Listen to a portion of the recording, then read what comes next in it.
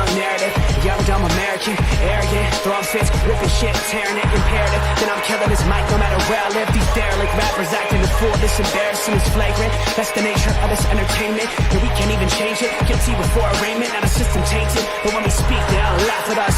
And y'all wonder why I'm lacking trust. Try to fight a giant with attorneys that can back them up. That's church versus science, both sides start acting up. I'm late on my assignment, hopping up a mile high, climbing, obviously never silent. New alignment, I'm defined, cannot describe it. Used to describe it as a young graffiti artist. Before the beard, I always got carded.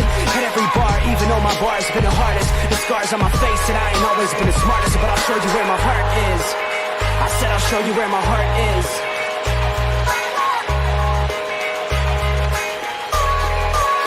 I can show you where my heart's at. See it on my sleeves, even if the beat stops, my soul will not leave. If I never stood tall, nobody will ever see. I can show you where my heart's at. See it on my sleeve, I can show you where my heart's at. See it on my sleeve, even if the beat stops, my soul will not leave. If I never stood tall, nobody will ever see. I can show you where my heart's at. See it on my sleeve, I can show you where my... The type of guy that would ride with the breeze. I'm higher than most people, I'm cold and icicle freeze. I'm liking to Mike Tyson, I'm a bison, a beast. I'm high like Jamaica, like right by the beach. My pops is from a spot where they're fighting for peace. 8 years old, out there watching people fight in the streets. All these sirens only make the violence increase. Yeah, we're still not loving police. It's that bright young American, nice, dumb, arrogant. Tight on a mic, but he might need a therapist. Heart full of kerosene, head full of fairy tales. Said that you're my homie, you don't know me, but I know you very well. Roll back on some West Coast shit. This whole track is wetter than your dress code kiss. About to hit the track, running on some retro fit. It gets so lit, I guess so, bitch, now let's go.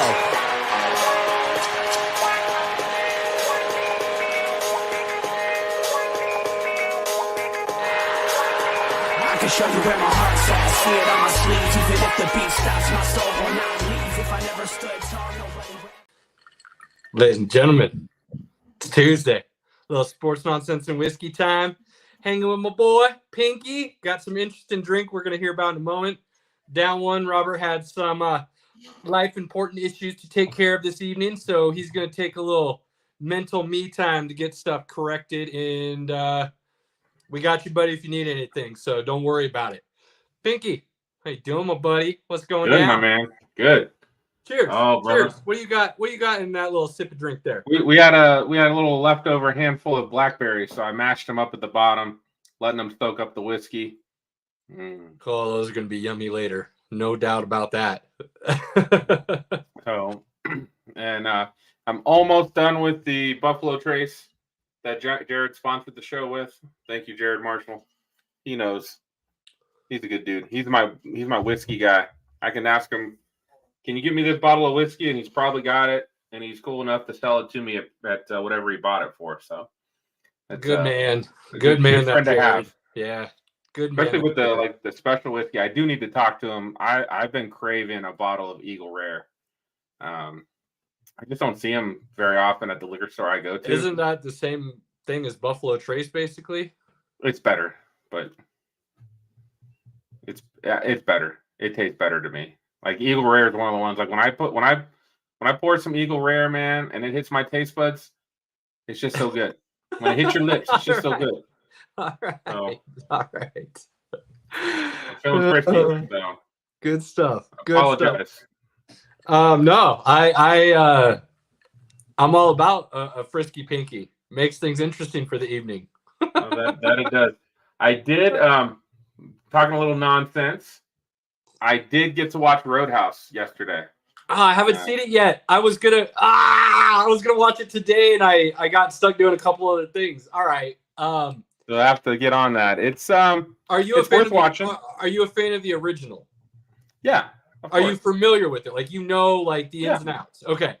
Yeah. I've been told this is not a part deux or like a remake. It is like a reboot. This is like basically taking that story and kind of reimagining it in another universe almost. Like no relation. Without any of the like detective stuff, it almost felt like watching Reacher. Just a guy who's better than everybody else when he's fighting, kicks ass, and now the acting and everything is better in Reacher. The story's better, but that's what I kind of felt like. It just gave off that like feel. But okay, I get where you're going with that. I understand the Reacher comparison with the feel, so I don't mind that. But let's not. This movie was never written, produced, directed, made, financed to ever be some kind of Oscar nomination. It is a straight campy cult classic. Yes. Action, like old school 80s action movie type, where it's not supposed to be like, damn, that had me in the feels, bro. No. That's not what these action stars, I'm gonna call them, are supposed to be doing. So was it entertaining, and did you have fun and walk away going, yeah, cool? So it had me entertained. That's all I needed. My wife was in the room. I don't think she looked up from her phone, if that tells you anything. Look, my wife hasn't seen the original, and I go, hey, the new Roadhouse is out. She's like, well, you have fun watching that. So that was my cue to just go ahead and not worry about inviting her along. I've learned, if there's something I want to watch, but I don't want to have to wait till she goes to bed to watch it, I just turn it on. And I'll know how good it is based on if she puts her phone down or not. Sure. So she did not put her phone down. You take that for what she... Yeah, well, I'll probably love the hell out of it. I do plan on trying to watch it tomorrow, so we'll discuss. I will say Conor McGregor is probably the worst part of the movie. Oh, yeah, but everything I've seen so far makes me think he's going to be the best, so I'm not going to take your word on that one yet. If you love horrible acting, yes, it will. Yeah, but that's exactly what he's supposed to be. Like, it's worse than that, though. Yeah, but it's supposed, like, if you remember the original and you remember the bad guy that he went up against, the not even the bad guy, the bad guy's right-hand henchman, if you remember that guy, right. I don't know if you can do worse acting than what that guy did. Like, that was almost like, as many times as I've seen that movie now, I almost believe that they told that guy, like, hey, we literally need your worst acting performance in this role. That's really what we're picturing here. We don't want you going stage and Shakespeare. We want you really dialing it back on that trying effort thing and make it look awful. So, like, hold my beer. Yeah, well, Conor was there's the reason they chose Conor is what I'm trying to say. Like, they wanted Conor McGregor, not Conor McGregor acting. They wanted Conor McGregor, and I feel like that's what they got.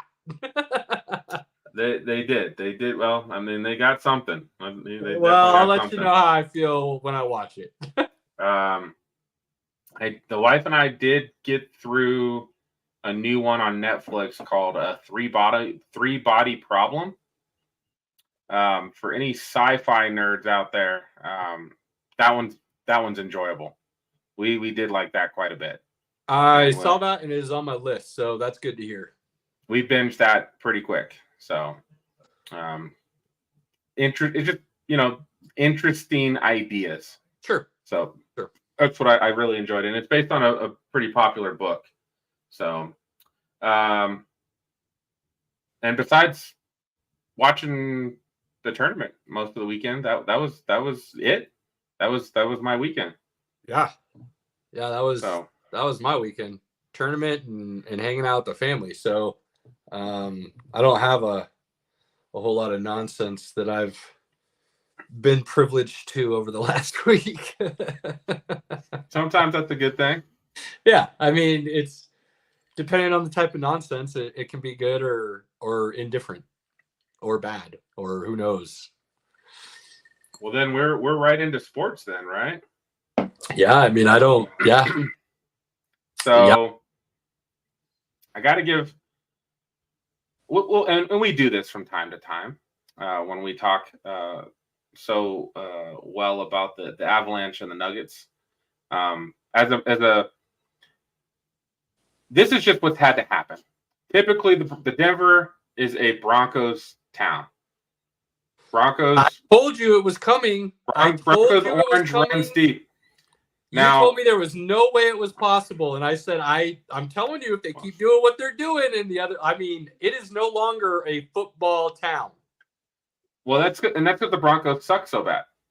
Yeah. So, and that also coincides with Denver having one of the best players in hockey on their team, Yep. Most likely to win the Hart Trophy, which is the MVP trophy. Looking good this year for McKinnon. McKinnon is on an absolute tear right now. And we still can't watch him. Still can't watch him in Colorado. Right. They the game was on TNT. Blacked out. Sunday. And I had it was on Max. You could watch it on Max. I couldn't because I signed in with my cable provider.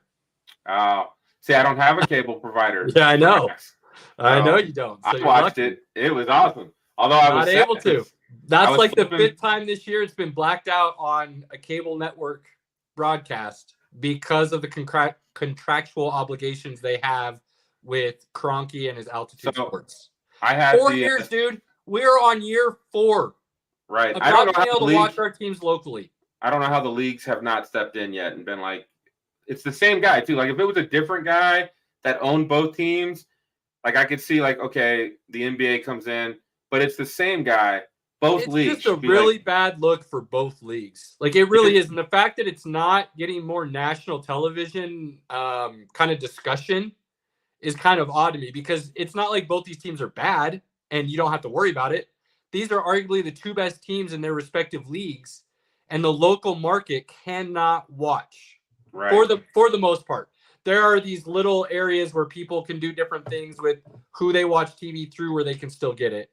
But if you're hooked up to one of the major TV providers in Comcast Xfinity or DirecTV, you are not seeing your local teams. And people go, well, just, you just go ahead and buy the other app, buy the other streaming network, and then you can watch them. It's only like $10 a month. It's the principle of the damn thing. I have something that I should already be watching it on that I've paid good money for. I shouldn't have to go buy something else to watch it on because the owner is so stingy and gave himself a bad deal and he wants other people to pick it up and they're under a contract and they said, no, we don't want to do that. So, I mean, that's the really like broad strokes, high level, like not even totally correct scenario, but close enough to give you an idea of how ridiculous this is. So yeah, it's unfortunate. It is unfortunate because I'm a guy who I would literally watch every Nuggets game every year because everyone was on TV through Altitude or on, ESPN or TNT. Did they shut down Avaca? Because I know they were hyping that up last season. You could pay $25 a month for Avaca, and you could watch all the games on Avaca. But I haven't seen it. It used to be about it, yeah. Used to be on Kilo. I used to get like it would pop up on my Facebook feed. Yep. You should probably Google that. Maybe they went under because nobody was doing it because they were all upset that they were already paying for something else. If you're already paying stuff, you don't want to pay another $25 a month for that. Yeah, that's unfortunate. So, yeah, you're right, though. It is something that maybe we should give a little bit more conversation to in the off season, just to kind of put it on blast again. Avs are on a 9-game win streak.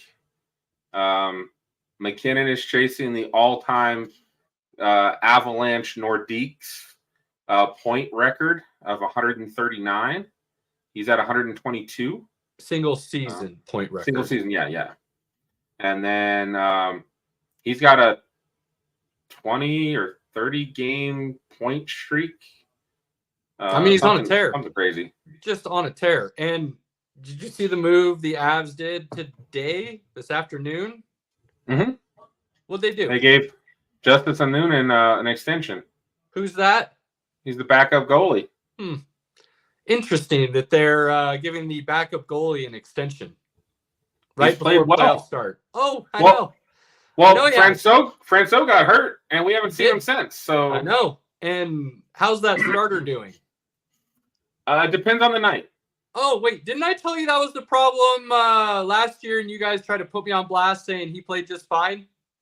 I mean, he played well enough. Their team had a lot of holes last season. I'm not saying there weren't with all the injuries. But what did I tell you last year that I saw that just scared the poop out of me? Do you remember? I don't remember that, no. He was letting goals go in glove side.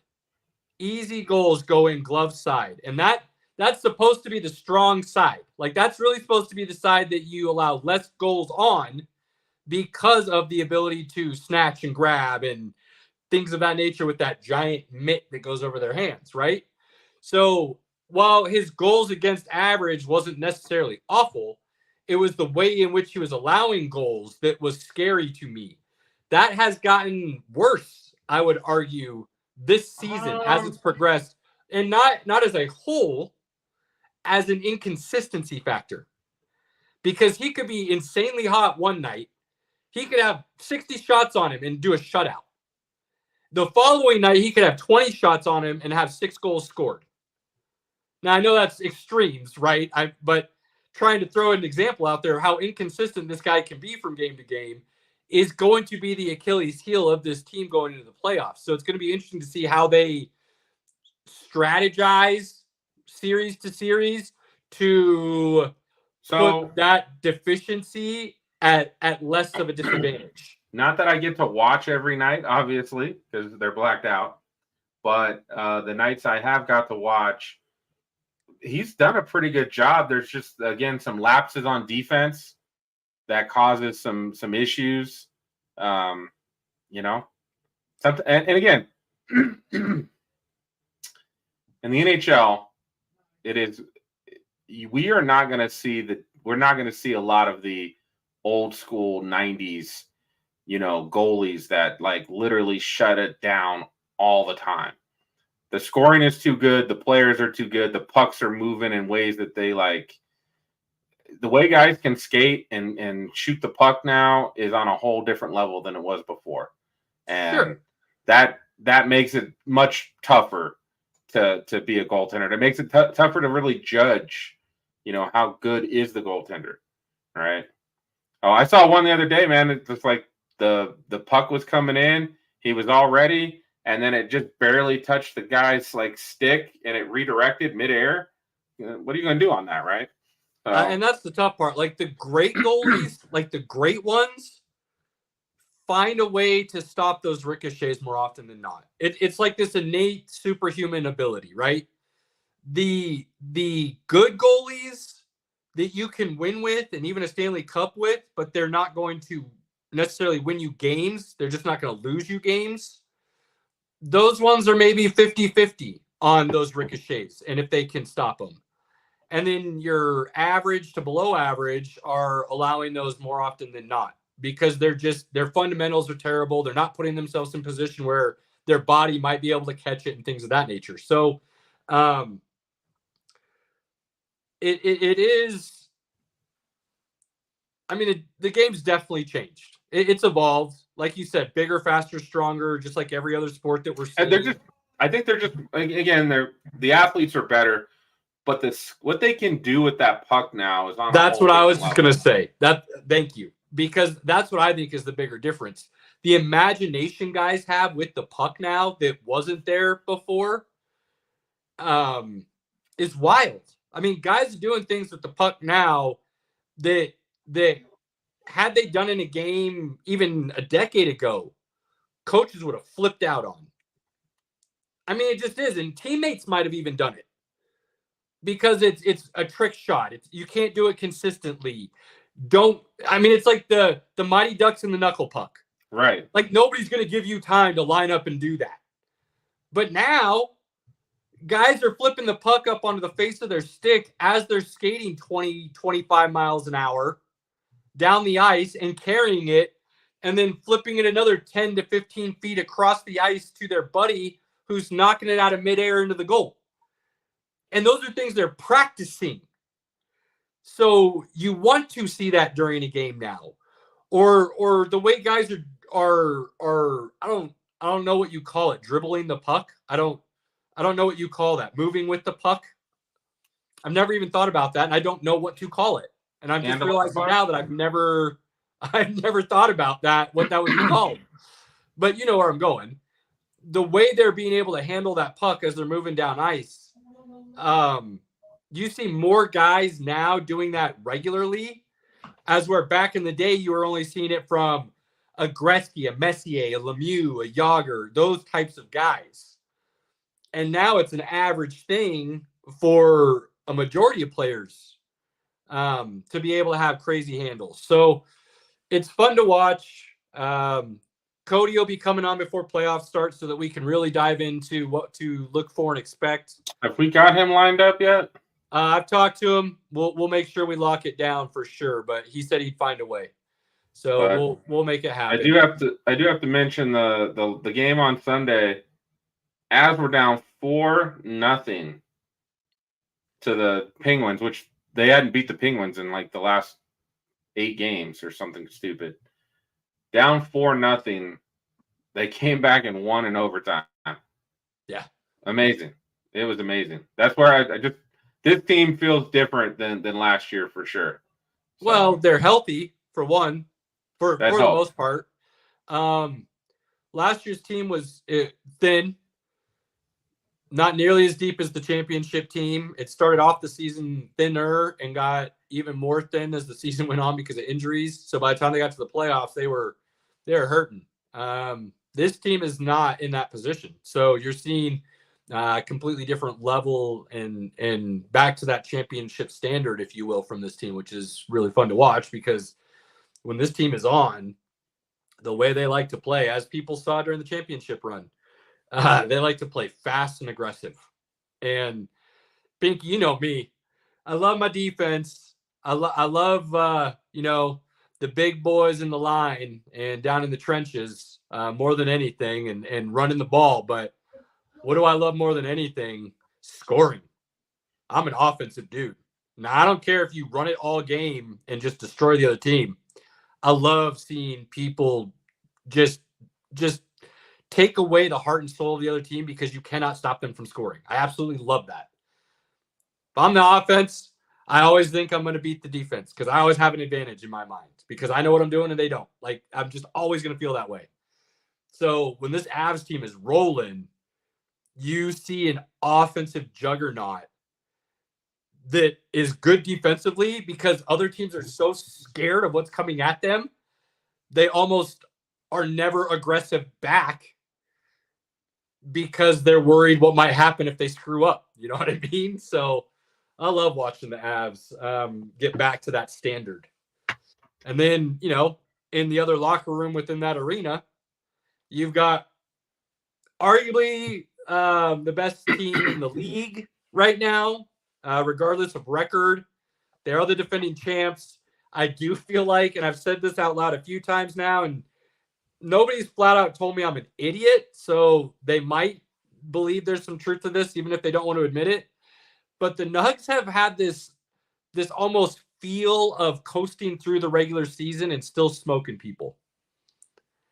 And I have this true belief that when playoffs start, they do have another level ready, and they are going to be able to turn on that switch when it's go time. And you're going to see a Nugs team that starts putting people on notice real quick. That starting 5 gets 40 minutes versus 33. I mean, so I haven't looked in a couple days because I've been so involved with the tourney and just kind of watching all things of that. Are the Nuggets in second or third place right now? I think they're in first.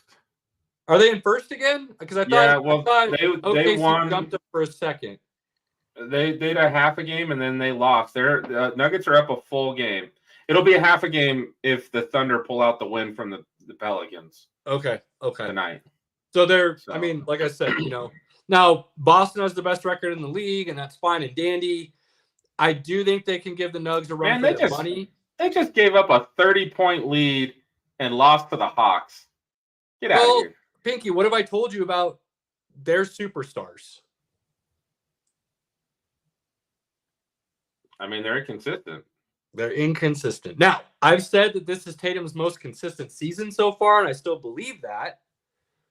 But there are still those inconsistencies lurking that they have not ironed out. Adding Porzingis and Drew Holiday were huge moves, and they have obviously paid off dividends because those dudes are balling with the best record in the league altogether.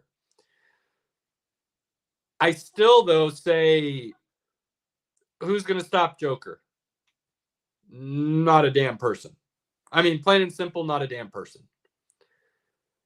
Can we shut down Tatum or Brown?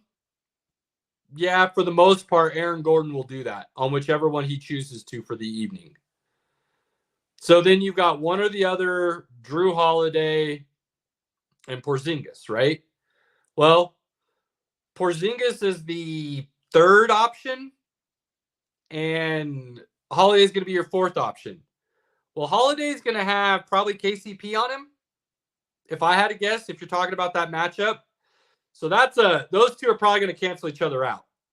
Right. Whether they both have good games or bad games, they're probably going to cancel each other out. Because in my mind, Drew Holiday is the best perimeter defender in the NBA. Some people might argue with that. Paul George, Kawhi Leonard, definitely up there.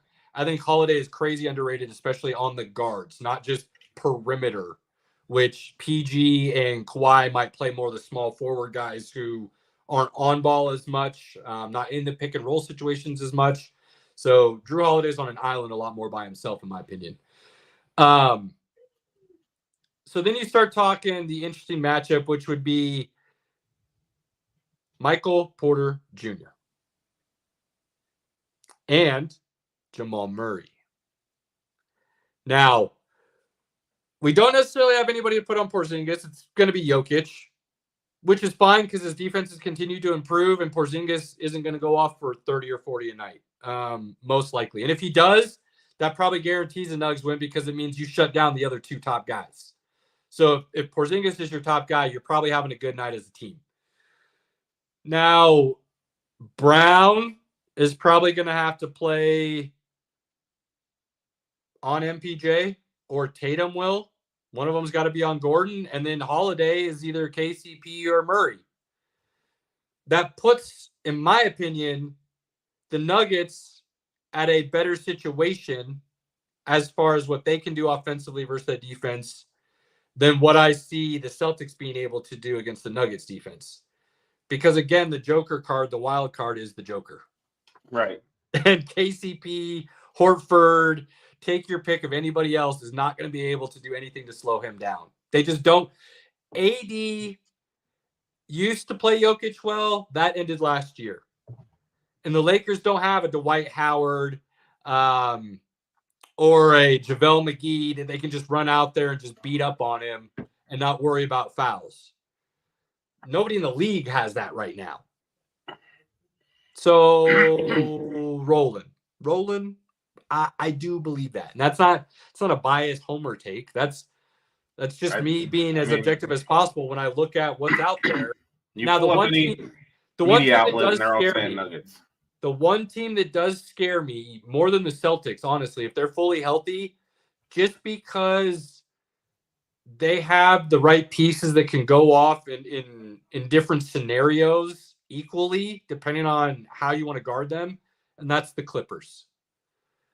I still think the Nuggets beat the Clippers, but that's the team that scares me more than anybody right now, because if Kawhi, PG, Harden, and Westbrook are all having good games, that means that they're sharing the ball in the right situations. I'm only worried about the Thunder. I'm not worried about the Thunder at all. The Thunder, in my mind, aren't even this year's Sacramento Kings for the playoff run yet. So I think the Thunder are really good. I do. But I could see the Thunder getting bounced in the first round. And Greg mentioned this when we had him on a couple weeks ago. Nobody would be surprised if the Lakers or, even the Warriors. Now, the Warriors are down, but if they won a first-round matchup against OKC, I don't think anybody would be surprised about that. I don't. So I'm still not sure if OKC is the right pieces to make a deep playoff run. They have the right pieces to make a nice regular season run. I don't know if they have the right pieces yet to make a deep playoff run. And they're young and inexperienced. So there's a lot of things going against them right now, unfortunately. But boy, they've got a lot of really talented pieces. I don't know if they're all the right ones yet. And they could be. There's so much potential in those young pieces that they still could be. And I wouldn't give up on them by any means. I just don't know if they're there to be that run yet. We could give the Nuggets the roses. They've earned it They've been awesome. Yeah, we don't Joker's- talk about them a ton. We need to talk about them more, but we'll get there. Well, as the playoffs start close. happening, they'll get their due right as not just our home team, but as the defending champs. And but I thought it would be interesting to at least discuss the Jonte Porter investigation. Look, here's the thing. And I don't really understand it, and I'll be honest about it because I'm lucky enough to not have an addictive personality. So I don't really have to worry about getting myself in a bad situation. But every time I see these stories pop up with a professional athlete, all I can think of is, dude, probably a good thing it wasn't booze or drugs. This might be worse because you're going to blow just as much money, but to me, it's an addiction. And when you are in the position of a professional athlete and you're told, don't bet on your own sport, don't bet in team facilities, don't bet on team ground, like whatever the rules and regulations are, and they still do it, dude. He's not betting. He's not the one betting. Yeah, well, the story is multiple games this season. Multiple sports books have gotten big, gigantic bets on unders for him. And he's been playing more minutes because of the injuries they've had, and they're not very good, the Raptors.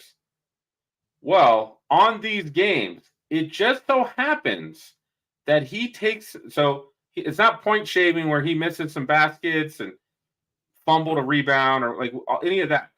He literally pulls himself from the game with some mysterious injury multiple times this year, and the sports books see all like $10,000 bets on unders on him the same game from multiple people.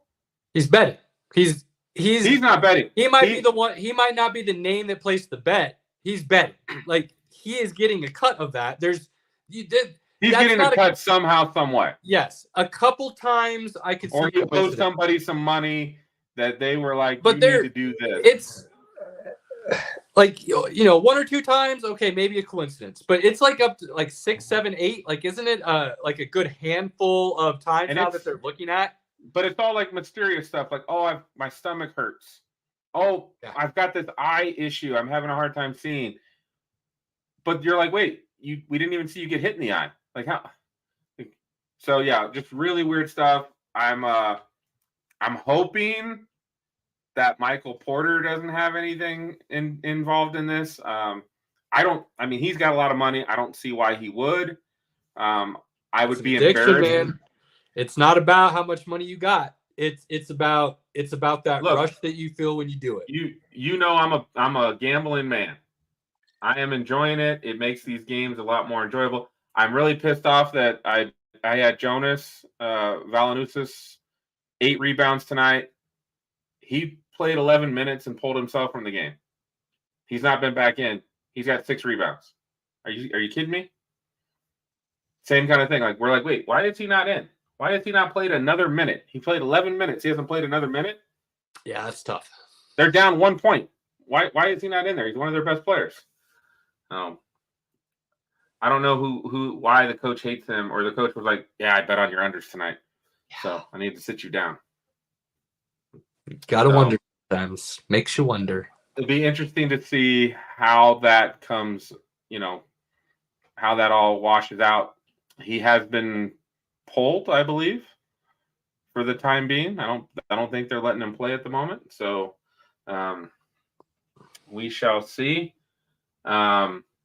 That kind of leads into Ohtani, if you want to touch on that for a sec. Yes, it does. Very nicely done, sir. Look, if you haven't heard about Ohtani, you got your head in the sand. You went ostrich on everybody because his interpreter has been fired because the story now is that he stole, embezzled. I don't know quite how they're wanting to describe it at this point in time because the story's changed ever so slightly a handful of times, it seems like. but his interpreter took $1 million from Ohtani out of his personal account to cover gambling debt. Well, to gamble 4.5. with. Huh? Well, the overall amount's $4.5 million. No. His interpreter only took $1 million from Ohtani. There's 4.5 in question, is the way I understand it. So people are trying to figure out, they want to know where the other 3.5 he got came from, is what I'm understanding.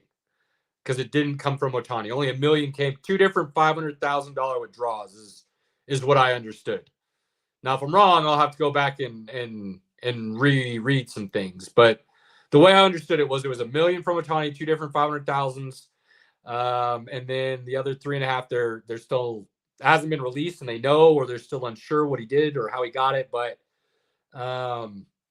dude gambled and lost a lot of money, and it came out somehow.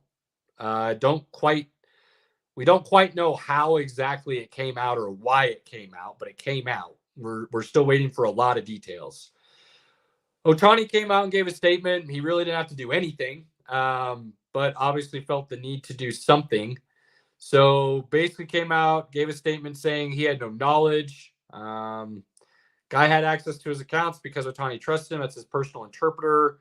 Been with Ohtani since he came over to the States with the Angels, and then obviously with him signing with the Dodgers in the offseason. So there was a level of trust there, obviously. And he took advantage of that trust, according to Ohtani, and took the money and ran. So Ohtani said he's never bet on baseball. He doesn't gamble. Nothing's come out to say otherwise as far as that's concerned. But, you start talking gambling in baseball, and very quickly the first name that comes up within the first 5 seconds of that conversation of any sort will be Pete Rose. And if your name gets attached to Pete Rose, things get pretty serious pretty quickly, and baseball has launched an investigation. So now the question becomes, if baseball does find something on Ohtani, and he did gamble on the game, do they sweep that under the rug because he is the golden boy right now, the poster child, the face of baseball? Or, like Rose, who him and the commissioner didn't get along, but Rose was Mr. Charlie Hustle. He was. But he was on the back end of his career, though. Doesn't matter. By the time that came out, he was the manager. He wasn't even on the back end of his career. He was managing the Reds. He had already retired as a player. He was manager player. Right, and then just manager before it came out. But the betting info was starting to come out while he was still playing. It was there. I mean, it had been talked about, maybe, kind of, but nothing came out until he was just a manager. He was strictly just a manager when it finally came out, and he was banned from baseball, blackballed. So, look, Ohtani is making the Major League Baseball so much money right now. He's bringing in new fans. I do not see them doing what needs to be done. I just don't see it. Baseball has a history of shooting themselves in the foot for good and bad reasons. And the Black Sox scandal, they shot themselves in the foot for that. That was a black out of the game. People didn't trust it anymore. But that's like 1908. It's like a whole different ball game now. It's not, though, because as you go through history, baseball has a history of doing this. Now, here's the problem. A lot of times, baseball props it up itself until all of a sudden somebody comes out with proof that it's happening, and then baseball goes, oh, we didn't know it was going on. Let's get really mean and blackball these guys. Steroid era. As the most recent example. So they will shoot themselves in the foot to prop up something they know will cause them to shoot themselves in the foot for another reason a decade down the road, as long as it makes them money for a period of time. I could see them, because of the gambling history that baseball has, and as soon as something comes out about a guy, you're done. I could see them blackballing Ohtani. Look, you gave us some great years, couple MVPs, you're something the game's never seen before, but you don't bet on the game, you're out. And they'll make an example to let everybody and anyone know Yeah, he was the face, but nobody's above the game. This game has a long history, and you will be part of that history in the wrong way. And baseball doesn't mind doing that. The NFL won't do that. The NFL would sweep this under the rug before it even became national news. And then when it became national news, the NFL would just ignore it. Like, they wouldn't even put out a press release. Goodell would just ignore it, like it wasn't even there. That's not how baseball operates. So I understand why you say they would sweep it under the rug. And if there was something and they did do that and we never knew, it wouldn't surprise me. If I had to put money on it, I would lean towards baseball making an example out of him over allowing him to stay in the game. I think his interpreter is the fall guy, and that's why the story changed, and they need him right now, because we all know. I mean, baseball is a dying sport. Yeah. If you're the only kids that grow up loving baseball are the ones that play baseball versus basketball or football, that's not as many kids as you think. Well, no, from my experience. And even some of them don't like watching baseball. They love playing it. From my experience, the people that are playing baseball right now are only playing baseball because their parents play baseball. It's not a sport that you just kind of get into because you want to. Unlike other sports that you might be attracted to for different reasons. You're like, hey, I'm good at this. I should do this. Maybe. But yeah, I mean, I don't think you're wrong. It wouldn't surprise me. But if I had to bet, I would lean towards the side of baseball would come down on him real hard if they truly found something. That would be dumb. No, I think it would actually be really smart of them. And show them that there's actually one league out there who's willing to not allow it to happen if given proof. Whereas the other leagues kind of feel like, I mean, come on.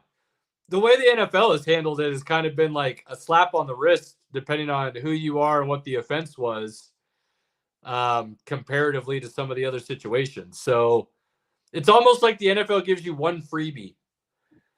They're like, I mean, just don't bet on your team to lose again and we'll be okay. I know that's not what they're really doing, and they are trying to come down hard on it, but it doesn't feel like it as much as baseball would to me. And maybe that's just totally, my skewed point of view because of how strongly I think baseball holds to their history. I just don't think there's another sport that believes in the history of their game as much as baseball does, which is part of the reason they're unwilling to change, even though they need to. So good and bad. Again, shooting themselves in the foot, good and bad, right? Like, it's great to have that history and that lineage and to say the game's basically the same for all those years. And records truly are comparable because of that. But it also could be what is the end of your sport because you want to try to keep that and nobody gives a shit. So, the good, the bad, and the ugly kind of thing with baseball. So we'll see how the Ohtani thing plays out. But it's wild that it happens now, right as opening day is happening 2 days away, I do believe. Yeah, it's Thursday. Yeah, so, baseball is trying to hype up opening day. It is no other sport is there an opening day that's celebrated like baseball. Football comes a little closer with their first game of the year and that first weekend of Monday night and all of that, and trying to be opening weekend, if you will. But opening day in baseball is celebrated by people who aren't even true baseball people. They just want to go to that first game of the season because it's kind of an event and a big deal. And, it's like the start of spring and all of those feelings that come with it and things of that nature. So it's fun.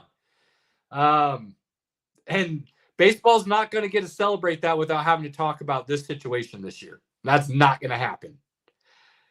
So we'll see how things kind of play out. I think the Dodgers in baseball as a whole are lucky Ohtani is injured. So if they want to, he can sit a lot more than maybe he would have had he not had that surgery on his elbow last year. And he can avoid the media a little bit more and not be as much in the spotlight. And this will slowly kind of blow over and be forgotten about as time goes on throughout the season, especially if nothing else comes out. So, there's some silver lining here for the Dodgers and baseball as a whole and Ohtani. With that being said, we've talked about it a little bit here and there. I'll talk about it a little bit right now. If the Dodgers don't win the World Series, it's an epic failure. Now, I think the Braves have a legit shot to win it. I do. Let's go. The American League is kind of open in my mind right now. You've got Houston, you've got the Yankees. Who else will come out of that? Are the Rays going to have another good year? Boston looks like they're going to be terrible, but that usually means they're going to come out of nowhere and be good somehow. So it'll be interesting. Who's going to be the worst team in baseball? I mean, Rockies, ESPN put Rockies at 29 out of 30. I didn't see who they had worse than the Rockies. But, I mean, I kind of feel like Colorado should just be the odds-on favorite if you're putting money on anything, just because of what they are and what the ownership represents these days. They're so bad, man. So bad. I love it. So bad. F the Rockies. I'm interested to see what Baltimore does this year. Can they repeat the come out of nowhere, young talent rising to the top, winning the AL East like they did last year? Yeah, like 1 more year, 2 more years, and then they can sell everybody to the Yankees, right? Or the Red Sox. It's going to be interesting. I mean, ownership passed away, put the team up for sale, and now has passed away, unfortunately. So condolences to the Angelo family. But there'll be a new ownership. What do they do? I mean, Baltimore's on a small market.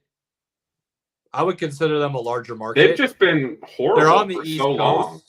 Baltimore's a good franchise historically, so they've got, I mean, look at the young talent they have. And they just took Jackson Holiday and sent him to the minors so that they can call him up in a month and a half with that weird baseball rule, so they can own his rights for even longer by not allowing him to play the first 10 season or whatever. I'm gonna buy tickets to the Saturday, August 10th game, Rockies versus Braves. It's gross, Pinky. It's gross. To root for the Braves. I know. It's just I want to take Merrick to some games. I want to take my son to some games, my daughter. But I really don't want to support that ownership.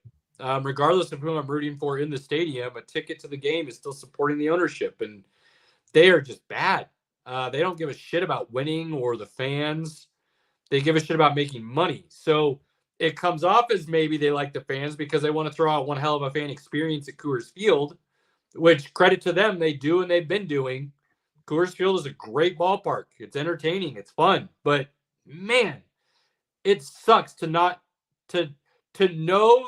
that you have a team that you like that could care less about trying to put a good product on the field year in and year out. Bro. That's tough. Lakers were down 20-something to the Bucks. Yeah, they're overtime. I'm watching it. Double overtime. Well, it's about to go to did it just end? Am I just a little bit behind? You're behind. It's double overtime. I got 3.1 on the Dame Lillard goes in for the shot. Blocked by Anthony Davis. Okay, double overtime. There you go. Yeah, they were down big and made a run that I was not expecting to see. Right. Let's see here. I got a big bet going tonight. I need 8 rebounds from Luka, 8 assists from Luka, 5 assists from Fox, 20 points from Fox, 12 rebounds from Sabonis, and 15 points from Keegan Murray. Make it happen, boys. Make it happen. Pinky needs that money for Thursday. March Madness. I need that money for March Madness. I was up and down. I was up Thursday. I was down Friday. I was up Saturday. I was down Sunday. So we need some more. Got to get some more money. These games are a little bit easier to bet, I think. When we get to the Sweet 16, it's a little bit easier to bet. So tell us what happened. Well, I would say, while we don't necessarily have a ton of Cinderellas in the Sweet 16, I would say NC State is the Cinderella. 11 seed. Made one hell of a run through the ACC tournament, winning 5 games in 5 days to win the tourney. And that was the only way they were going to get into the tournament, probably, is winning it. now to win the first 2 rounds in the tourney and get into the Sweet 16. They're looking good. Now, as we look at the Sweet 16 and we compare it to our bracket. Are you pulling it up? I got it up. Okay. Here. Overall, we Probably didn't do awful. One side of the bracket, we were 6 out of 8. So we got UConn. Excuse me. We had UConn versus Auburn. San Diego State moved on. So it's UConn, San Diego State. We got Illinois, Iowa State. We had that. North Carolina, Bama. We had that. And then we had New Mexico, Arizona. It's Clemson. So you could call Clemson a bit of a Cinderella as a 6 seed going into the Sweet 16. They weren't expected to beat Baylor, so they've got a little bit of a glass slipper possibly if you want to feel that against Arizona. And then on the other side of the bracket, I apologize, ladies and gentlemen. I'm sorry. You try to pick sleepers. I was trying to do it with an unbiased eye in Nebraska, just because it. Tominaga. You had some red glasses on. We know. I'm not gonna lie, I did, but there were some reasons why my tourney thought process. You get a guard that gets hot, a team that can play defense. Nebraska was doing that in the Big Ten this year, but they flopped on their face against Texas A&M. Came out flat. Texas A&M rolled them hard. So they were gone. So we do have Marquette, right? But it's Duke, who's playing really good ball right now. Duke and Marquette there. Kentucky, obviously, with the big upset that they felt from Oakland. They are just a mess, bro. Yeah, but what Grolke did? Is it Grolke? Golke. We'll talk about that in a moment. But Kentucky got bounced, so you're looking at NC State and Marquette. And I do remember saying we should pick NC State over Kentucky, and you guys thought I was foolish there a little bit. But that's okay because I was foolish with the Nebraska one specifically. So no harm, no foul from either one of us, right? But NC State there against Marquette. You're going to have Purdue and Gonzaga. I was very wrong about McNeese State making that run. Really thought they could be the Cinderella with the way they could play up and down the court.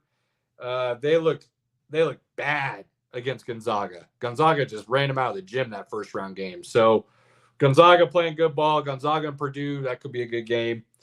And then Creighton, Tennessee, we got right. So overall, we weren't horrible. Our Sweet 16 isn't looking atrocious. Our Elite 8 has a good chance to look really good. So we'll kind of see what happens there. But that being said, and we'll talk about these Sweet 16 matchups here in a moment. To give you an idea of our bracket, to give you an idea of the season, to give you an idea of the tourney, it's chaos. And while you might not see a lot of the lower seeds moving on into the Sweet 16 and really showing a crazy upset bracket, what we have seen in the games that we have seen have been awesome. Bunch of overtime games, a bunch of games that were close and back and forth. The only true really major blowouts for the most part were those 1-16 seeds, the 2-15 kind of thing. There were a couple in the middles here, but for the most part, we got really good games, really entertaining games. And we've got a couple of upsets here and there from the first round. You had a couple of Cinderellas out of the first round, like Oakland, when Golke just went out of his mind and hit 10 out of 20 from three-point range against Kentucky. And Kentucky being a young team and an inexperienced team, unfortunately couldn't find that run they needed in overtime, right? Because it went to overtime, did it not? If I'm remembering right. I feel like that was one of the games that went to overtime. Or if it didn't, it was right down to the wire back and forth. But Kentucky survived a lot of those Oakland runs and then just couldn't pull it out at the end. They just couldn't sustain that last wave that Oakland threw at them.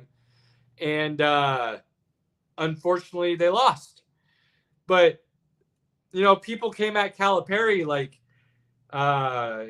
He's probably done. Kentucky should move on to some of the other. That's stupid. That is they've dumb. been out of the blue bloods. Kentucky has still consistently had more than enough talent on a regular basis to get out of the first round, and they have not done it. It's pretty embarrassing. I see. People When you want have to say that. you have two players that are projected to go top 10 in the NBA draft, and you can't make it out of the first round against Oakland. It's talent. It's talent projection versus. Well, that is true. Versus talent experience. So while they might, in a one-on-one situation, might be a more talented player, even though they're younger, their talent experience in those moments, in those situations, how to come off a pick and roll correctly in this defensive set, or how to defend a pick and roll correctly in this offensive set that the other team has. Emotion in a specific game situation to allow your teammate to be more open, to allow for an easier basket. The chemistry you have with your teammates and knowledge of where they're innately going to be without having to look. All these things become huge, huge things once the tournament starts. And people don't talk about it enough.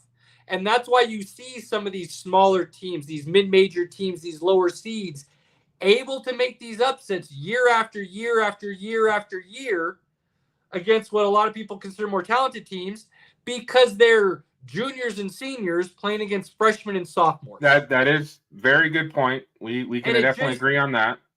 Cheers. And so Calipari has made it a point to do the one and done thing and focus more on the player and the person and setting them and their families up for success at the next level so that they have a lifetime of wealth. Then he is concerned about growing a program to be sustainable for years on end. Now, I think he truly understands that at this point, and he will try to find a way to do more meshing going forward. But let's not forget, people want to say it doesn't work. Well, it does work. It just hasn't worked as much as they wanted it to, because they won a championship this way with arguably one of the most talented teams in the history of college basketball. But it was back in 2012, I believe. So it's been a little while. He's had some flops since then. Now, there's no other way to put it. Bigger expectations, and they didn't live up to them. When you talk about, is he still getting guys to the NBA? Yes. At a high level. Is he still recruiting great players? Absolutely. But what is he not able to coach to get them, again, and you don't need to go to, I mean, occasionally you need to go to a Final Four with all that talent. Absolutely. But you got to at least get out of the first round. I don't disagree. I don't disagree with that. But again, inexperience is a brutal thing. And inexperience is worse than inconsistency, because you have no idea what you're going to get. None. At least with inconsistency, when you get the inconsistency and you have the off day, it's not completely unexpected because you know it's possible. With this young talent, to show you the unpredictability of it, there were people picking Kentucky to go to the Final Four because of how talented they were. Absolutely. And there's a lot of brackets that didn't have them going out of the first round and getting upset because of that inexperience. And you just don't know what you're going to get when you come up against a team, especially a team like in Oakland, who's got a guy I didn't know. I didn't know Golke. I didn't know about the dude. He had an insane game. And he was like in his zone. But Pinky, didn't I tell you the exact thing? The reason I was picking teams is because that exact thing is what you want. And if you can get that, you're going to win games in the tournament. The dude shot eight, not made. He attempted 8 2-point field goals the entire season. What that dude did was bomb from deep. And he did it well. He shot over a 40% clip for the season. But what he was doing against Kentucky at one point was shooting over 60%. Yeah. He finished the game at 50%, 10 to 20 from three. When you have He kept jacking them up. When you have a dude shooting 50%, I don't care how well you're playing. I don't care how well you're playing as the other team. I don't care how talented you are. The only thing you can do at that point is ride the wave and hope that at the end of the game you still have a chance to win. You know who watched that game? NC State watched that game because they did a better job of making it tougher on him to be wide open on threes. So, yes, they did. But again, and I'll keep saying this about Kentucky because I think it's such a big deal. It's the experience. NC State has guys with more experience. So they had a little bit better understanding of how to come off a screen, how to fight through a double pick, how to come under when you needed to be while he's going. There's so many innate things that you have to read on those situations. And the other thing, plain and simple, Pinky, it's not just NC State did a better job of defending, which they did. Kentucky didn't do a bad job. If you go back and watch that game, he was shooting shots from 25, 26 feet plus, fading away from the basket and off from the basket. So he's fading at an angle backwards away from the basket as he's shooting 75% of those shots. They were not catch and shoots in your normal sense of where you're standing there, the guy passes you the ball, you're open already and you shoot. They were curls coming off of screens, catching and shooting. So he wasn't squaring up catching and shooting. He was catching as he's coming off a screen, turning and shooting. So this dude is fading away from 25 feet and burying them. You can't defend that. Again, great offense will always beat great defense because you can't do anything about it. And that's what he was doing. When he played NC State, he wasn't that hot. He had cooled off a little bit. So NC State got lucky in that regard, and they played a little bit better defense. Still a good game. It was. So, there's many factors that went into Oakland upsetting Kentucky. Do you know what was one of the best games of the weekend? Tell me. And I don't like to give them a lot of roses, but CU versus Marquette. It's a good game. A dogfight. Man, good game. CU came back from like a 14 or 15 point deficit in the second half. Forced it to another game that went to overtime, if I remember correctly. No, it fell just short of overtime. Was it just short? Okay. Just short of overtime. They were right there at the end. I remember Marquette making a little bit of a late run to open it just a little bit there at the end. CU could. I'm drawing a blank on the guy's name, but the guy from Marquette, their white guard, CU had no answer for him.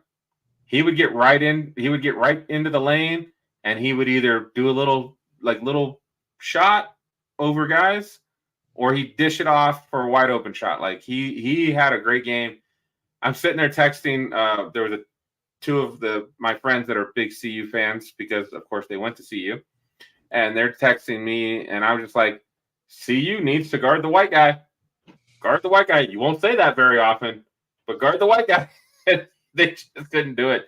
And he ended up getting like a two-pointer towards the end that kind of, put the game away. It was kind of sad. That was a good game. That was a good game. I mean, you had I'm just trying to refresh my memory here a little bit. Grand Canyon upsetting St. Mary's in the first round. That was a good game. Derek Carr coming back after a 2-year absence because of I want to say the other. That was great. Good game. Wasn't Oregon Creighton a good game? Oh, I was just going to get there. Until it finished? Yeah, give me a second. James Madison upsetting Wisconsin. I remember Pinky very clearly looking at us going, how confident are we about James Madison? I said, very. Now, I was very confident about a lot of my other upsets too, and they didn't pan out. But at least I got one right, Pinky. At least I got one there in that first round. I won some money on that one, so I appreciate you. NC State, I was very confident about. I just felt really good about what they had, what they were doing going into the tournament. So that wasn't a huge surprise to me. And then moving forward, one that is a bit of a surprise, and I'm going to have to eat some crow on this one a little bit. because where they're at right now, I think they've got a good chance to get to the Elite Eight and possibly even the Final Four. Although I would really love to see the matchup of them versus Creighton is Purdue. Their freshman guards that played bad last year in round one and got them spanked out. Now, with Zach Edey not playing well, are now sophomores this year and playing great ball. Zach Edey's looking like a beast. So Purdue's looking really good right now. Here's the one thing. They are looking really good. They're looking really good. They have crushed both of their first round opponents, or both of their opponents they faced. Now they got probably the easiest road out of the one seeds. Grambling and then Utah State. Really? Yeah. Really? Yeah. So, Yeah, but that they haven't really. I agree. That's why you want a 1 seed, right? Yes, That's why you want a 1 seed. Yes, it is. So they got that. You look at what was the other one I was looking at here real quick? Tennessee looking pretty solid, moving forward, winning by any means necessary. But they got a tough matchup next. And the final thing I'll talk about is Creighton. Yeah, Pinky, their game against Oregon was insane. Because that did go to overtime, didn't it? Yeah, that one did. And what's cool about that matchup is it's happened a couple times now. The Oregon coach, Dana Altman, is the former Creighton coach. And he is the reason that Creighton's kind of on the map now. He kind of put the program in a good spot. And then McDermott came along and kind of took it that next step. But Dana Altman set that foundation, I do believe, and put that program in a good space, which is why he got hired by Oregon. You know, you go from Creighton to Oregon, a lot of people see that as a step up, right?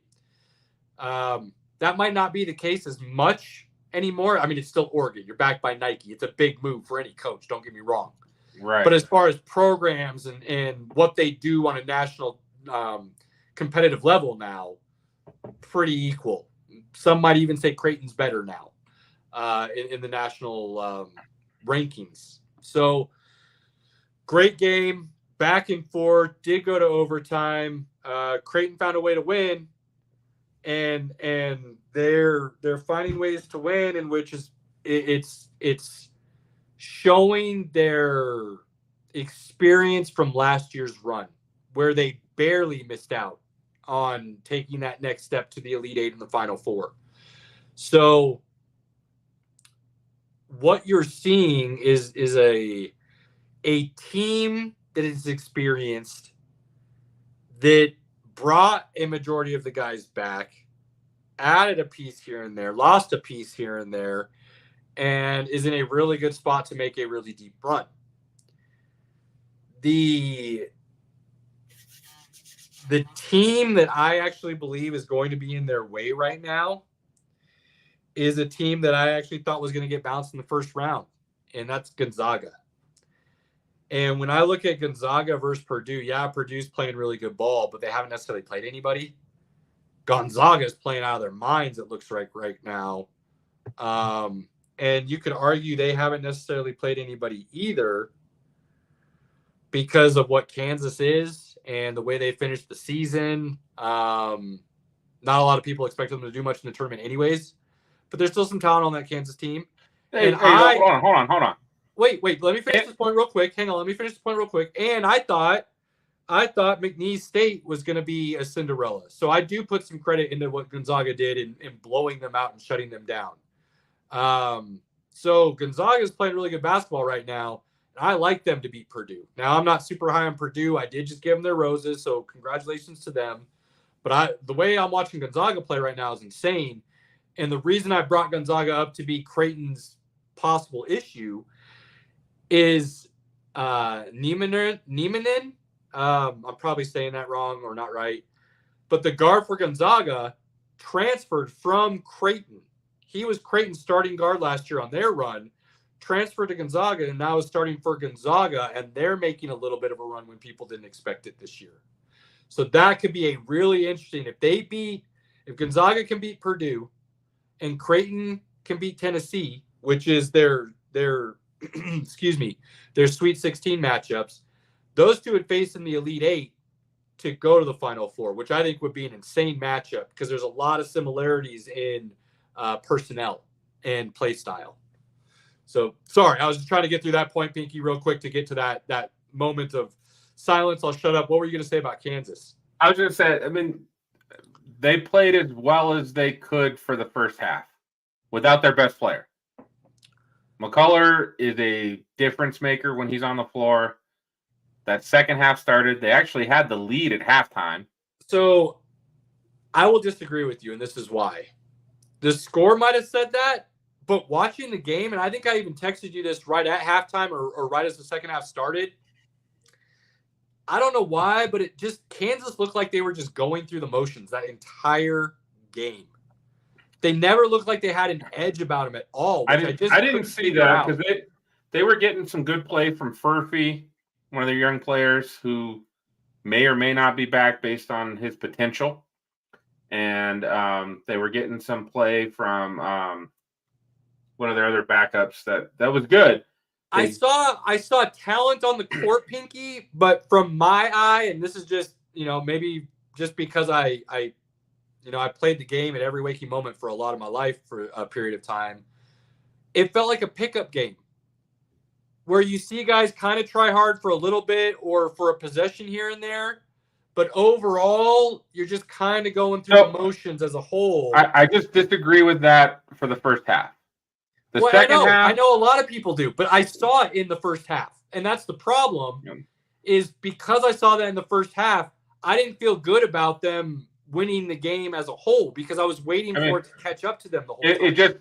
It did catch up to them because they basically went cold in the first 5 minutes of the second half. Gonzaga hit everything in the first 5 minutes of the second half, and then it was just done. I'll give you a perfect example of why I felt this way.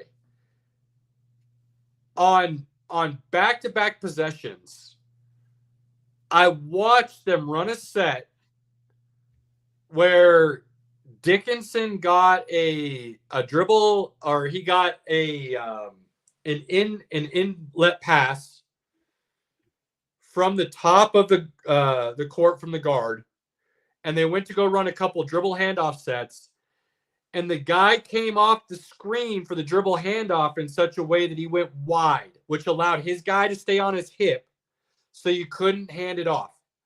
And when Dickinson turned, both times, there was no urgency from him or anybody else on the team to make a second cut. And everybody kind of looked at each other like, what's next? Now, you could call that confusion because you're playing guys that aren't used to getting a lot of time. You could call it miscommunication just on a couple different plays because, like you said, they were leading at halftime.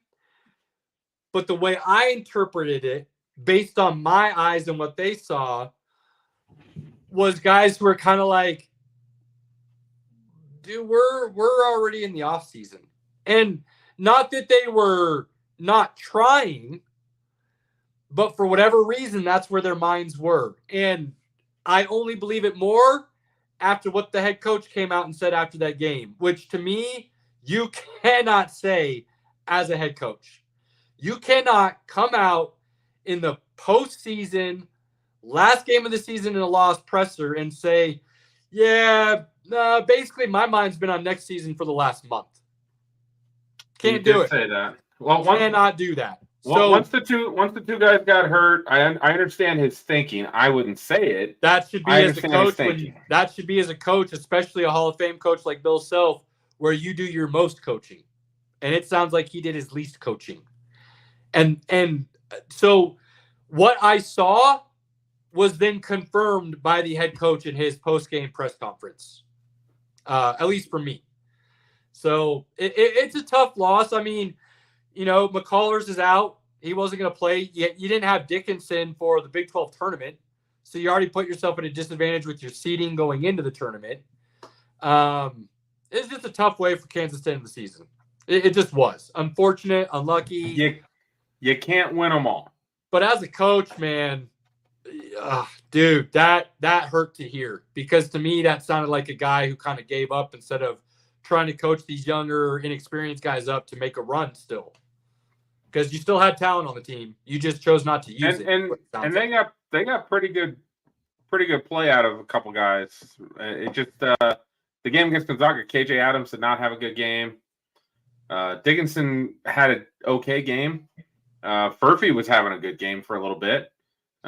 But yeah, they really needed that guy to settle everybody down and then, be able to go. But hats to Gonzaga, their pick and roll, Kansas had no answer for it. It was awesome. Not a thing. It was great. So they were working that to perfection. With that being said, we'll work backwards now from where we started. You still like Tennessee to beat Creighton and move on to the Elite Eight, Pinky? Oh, hold on. Let me look at my bracket because I did not fill out the same bracket that you did. Well, I'm going off of our bracket. I'm going off of the podcast bracket. I did take Tennessee to beat Creighton. I'm not as confident in that. Yeah, if I could redo it, I'd probably pick Creighton. Okay, fair enough. I told you I like Creighton to make a run. That was not a homer. That was from last year. A lot of talent returning, things of that nature. I do like Creighton to beat Tennessee. And funny enough, I don't even think it's going to be as good of a game as I originally thought. Because I did like Tennessee. I talked about it. Connect, I thought was the type of guy who could go off for a team. Hey, went to Northern Colorado. Yeah, well, he's not playing great right now. And the team as a whole is not playing well. And unfortunately, that kind of is a head coach, Mr. Barnes' MO when it gets to the tournaments. He did it with Texas. He's now doing it with kind of Tennessee. Teams that you think could be dangerous and then don't necessarily perform up to expectations when the tournament gets deep. They win those first round, second round games. They look good until you get to Sweet 16, Elite 8, and then they just don't ever seem to get over that edge with Rick Barnes. So Creighton, let's roll. See. Let's see what the line is here. Ooh. Creighton minus 5.5. Creighton plus 3. Oh, take that now, ladies and gentlemen. Not even joking. If you watch Tennessee play these first two rounds, they did not play well. The money line is plus 136. I would take Creighton plus 3 in a heartbeat. Wow. Okay. So I'm gonna take the money line because I can take the money line and put $10 on it, and I get my bet back if they lose. There you go. Purdue Gonzaga. Purdue's playing well. Don't get me wrong. The guards with another year of experience. Edey looks better. They seem to understand what they are, and they're using that to their advantage. The way Gonzaga's playing right now, they're playing fast. Like you said, that pick and roll, Pinky, is devastating right now. Edey can't defend that with the speed that Gonzaga can put out there. Neiman stretch the floor. Neiman was assisting like crazy. I think he had like 12 or 13 assists. Like it was nasty. Really good guard. Like I said, he transferred from Creighton. So really good team that Gonzaga is putting on the court right now that a lot of people were down on and now are trying to get back on the bandwagon with. I do like Gonzaga against Purdue. I do like Gonzaga. Now, part of me is just because I'm not high on Purdue. I just don't think they're that good. I think they're flawed. You have not been high on Purdue. You might be a Purdue hater. So. I'm trying not to be a Purdue hater. I'm trying to be realistic, but they are playing a lot better than I expected them to. So more power to them. What up, Clayton? So we'll see there. But I like Creighton. I like Gonzaga. Marquette and NC State. I told you I like this Marquette squad. I told you I like the Big East. I like what they've done this season. But man, NC State is that Cinderella team right now, and they have a history of playing really well as a Cinderella team in the tournament. 1983. But that was as an 8 seed. Nobody any lower than that has ever won. So this would be incredible if NC State could do it. But I'm going to switch it up a little bit. And I told you I was kind of on the fence a little bit if NC State got there with Marquette. I kind of like NC State right now. What are you thinking? I mean, Marquette played really good against Colorado. Marquette's a really good team. No, I'm not doing it. I said it. I'm going to reverse it back to my original. Marquette wins this game, but I think we're going to see a badass really good game. Marquette played against CU, and CU has 3 draftable NBA players on its squad right now. Yeah. So they got some talent. It's kind of a similar Kentucky situation, not because they're really young, but there's some potential talent there. That 2 of the guys have some experience. Right. Cody Williams doesn't have any experience, and he looked at throughout the tournament. I've been watching. At one point, he was projected preseason as like a number 1 pick. So I was like, oh, I should pay attention to this guy. As I've been paying attention to him, that guy needs a lot of work. He needs a lot of work. The NBA is all about raw talent, though. I've told you that. You've learned that from me, Ned. It's not like the NFL. Raw talent is way more appreciated in the NBA. He's got he's got some of those flashes. I'm like, oh, there's something. And then just looks like dog shit after that. So, I am not on the Cody Williams bandwagon.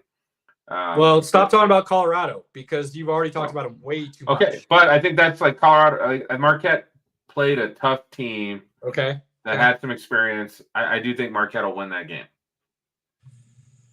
Yeah, I'll stick with Marquette. I'm going back and forth because I do like NC State. Burns is just his favorite player is Hakeem Olajuwon. Like I hear that, and he's a big dude, and he's a lefty, and he likes to play the whole game. He gives me Zach Randolph vibes. I just love it all. So Pinky needs a minute. Talk about Houston and Duke. You go. I got it. So, but yeah, we'll stick with Marquette. That was the original pick. I will stick with it. I do like Marquette. But that's going to be a hell of a game, I think. Marquette, NC State. Oh man. And then the Sweet 16 matchup that we got 0 of the 2 teams. Nebraska and James Madison, we really wanted to see some upsets. So apologize there. But you got Houston and Duke, which I think is going to be a damn good game. Duke is playing great basketball right now.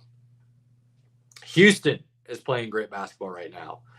You're talking 2 teams that are, at the start of the season, people looking at as maybe the 2 best teams in the country, potentially. So I think we're going to have a hell of a game. The reason Houston wasn't in this matchup, the reason I had Nebraska beating Houston was because Houston had some injury concerns and some questions. And the way they got smoked by Iowa State in the Big 12 championship was bad. I mean, it was just bad. They're missing guys, key guys. They've had some pieces missing all season. So it was a question of whether or not they were going to be able to get healthy enough to make a run in the tournament. I do believe they're healthy enough. And even though Duke's playing great basketball and I like the potential of what Duke can provide, I'm going to say Houston wins this matchup and continues forward as that 1 seed against Duke. So there's one side of the bracket, okay? That's one side of the bracket. Let's go to the other side. We got Arizona, Clemson. Good for you, Clemson. You got a nice little run. You made a couple upsets. One upset against Baylor. More power to you. I think Arizona rolls in this game. I do. I think they come out fast. I don't think Clemson can keep up with the pace, and Arizona moves quickly. North Carolina, Alabama. I know Pinky likes Alabama. Do you still like Alabama after the first 2 rounds? I took North Carolina. I remember you literally saying while we were doing this that you were going to pick Alabama. I took North Carolina. You changed your mind. What made you change your mind then? I don't know. I just took them. That was like, I don't know. I don't know enough about the inner workings of each team to be like, yeah, that's why I took them. They play great defense and they shoot the 3. I don't know that. So I remember very vividly that you said Alabama was going to beat North Carolina. So I thought you were going to have something for us to discuss here. I don't know if that's what happened. No, that's what happened. It's on video. We go back and look at it. I mean, it's not like it wasn't recorded. We'll see. I think you just wanted to poke me a little bit because you knew Kansas was having issues. I think that's what it was. Yeah, because I'm sad. Okay. Let a man be depressed. Okay. So North Carolina moves on. The next matchup, Illinois, Iowa State. This should be a good game, but I've got Illinois, and we talked about why is Shannon. And Shannon's having a nice tournament right now, too, for Illinois. I know you really liked Iowa State. We're torn here. What are you feeling, Pinky? I mean, well, again, Illinois, they beat Morehead State and they beat Duquesne. Iowa State, I feel like they've played tougher teams, but Illinois is probably the better team. But I don't know, man. Iowa State can do some shit, man. So I don't know. I've got Iowa State going, but like it'd be a coin flip for me. I won't put money on this game. I'll say that. Fair enough. Fair enough. It's going to be a good game. Absolutely. And then lastly, we've got UConn. Move on. UConn. Move on. Yeah. I mean, good job, San Diego State, for making another run in the tourney. Great run last year. You weren't out in the first round this year, so congratulations. That's how you build programs, is continuing to make deeper runs into the tourney. But, I mean, UConn is just looking what's that D word I like? Dominant. Yeah, that's the one. I don't care who they played. I really don't care who they played. They looked just so much better than the other teams that they could have won by even more if they had chosen to. That's what it looked like when you were watching those UConn games. So, I mean, to be fair, the first round games against a college I didn't even know existed. I've never heard of Stetson. Sorry, Stetson fans out there. Haven't heard of Stetson before. So now Northwestern, I know Northwestern. It's a pretty smart school. They beat them pretty handily. They played San Diego State in the finals last year. They're going to beat San Diego State again. It's going to happen. I like that. So, we'll see how the Sweet 16 plays out, but I think we're going to get some really good games. I don't think that's going to stop. And I've said the chaos has just been continuing all tournament. And you don't have to have upsets for there to be chaos. You don't have to have upsets for it to be a good tournament. This is one of the tournaments with maybe some of the least amount of upsets overall, that you would say is actually one of the best tournaments in recent memory, in my opinion. It's been great. I just realized my bracket literally has, for the Final Four, all 4-1. Ooh, that's usually not good. That's only happened a handful of times. That's usually not good. So I will be a Purdue, Houston, North Carolina, and UConn fan this weekend. That's one of the few times you'll see me root for North Carolina. Enjoy it, buddy. Enjoy it. Well, Kansas is out, so they don't have to play them. So when we hang out to watch the Final Four, if they make it that far, I mean, if they make the Final Four, they're playing UConn. I know, probably. Are you rooting against them in that situation? Yeah, I figured. That's what I needed to hear. I mean, if North Carolina made the finals, I'm probably still rooting for whoever they're playing. So, but if they played Houston or Purdue, I feel like North Carolina probably win that game. So, and again, that's just me thinking like what should happen. Okay. Not what I want to happen, but what should happen. All right. For some reason, your happiness doesn't really mean much. It really doesn't. Like guys, Pinky will text us things that like a bet that he needs to win or something. I'm like, yeah, let's go. Let's do this. Make it happen. Talking it up. I'll tell him like there's optimistic reasons to be excited and stuff. I throw a bet out there. Pinky's like, I hope they fucking fall on their face. No, hold on. Not a bet. But if you say North unless Carolina, he's got the same guy in his bet, and then we're on the same page. I'm out on North Carolina. You know how I feel about North Carolina. It's amazing we're friends and can discuss sports. I mean, we like the Broncos. We like the only Avs. teams we have in common are the Broncos, the Avs, and the Nuggets. Now, we're luckily, best friends. Luckily, that's 3 out of the 4 major North American sports, so it works out. But I would say when it comes to and we both hate the Rockies, so I feel like when it comes to like the major sports, we're there. It's just our college sports we differ. Well, yeah, yes, but and this is more recently, unfortunately, in Broncos history, but. Even though I'm a Broncos fan, you still like to jump on that bandwagon of fandom that tells me I'm not a fan because you just know it irks me. I know take the I know why you do it, and I know you don't believe it, but I know why you do it. So that's been a little tough because we're both Broncos fans, but you really like to get on that. You're not a fan because of your thought process bandwagon. I'm Shannon Sharp. You're Skip Bayless. Like somebody had to do it. No. If anything, you're the Skip Bayless in this situation. No, sir. Because you're so blind faith in your team. Like, that's not where I'm going. Skip Bayless would never tell the truth about the Cowboys the way I do about the Broncos. That would never. Skip Bayless would be scared that he'd never be able to watch a game and Jerry Jones would blackball him. Blackberries and whiskey, just really good, guys. They're really good. They are. It's a good one. Blackberries and whiskey have always been a really good combination. So that's the tourney. We'll talk about it more next week. Hey. Obviously, because we'll be moving into the Final Four the following weekend. So Final Four. And what else is happening that weekend, baby? Well, WrestleMania. But hang on, we're a little ahead of ourselves because I still got to go through the Elite Eight now, Pinky, because that happened. Are we still talking that now? Well, dude, Thursday and Friday is the Sweet 16. Saturday, Sunday is the Elite Eight. So we do have to discuss the next round because, okay, so we picked UConn to move on. We're torn on Illinois, Iowa State, but I believe either way we both would have UConn moving on in that matchup, correct? Yeah. So absolutely. We both agree UConn would be in the Final Four. North Carolina over Alabama. I think we're both good there.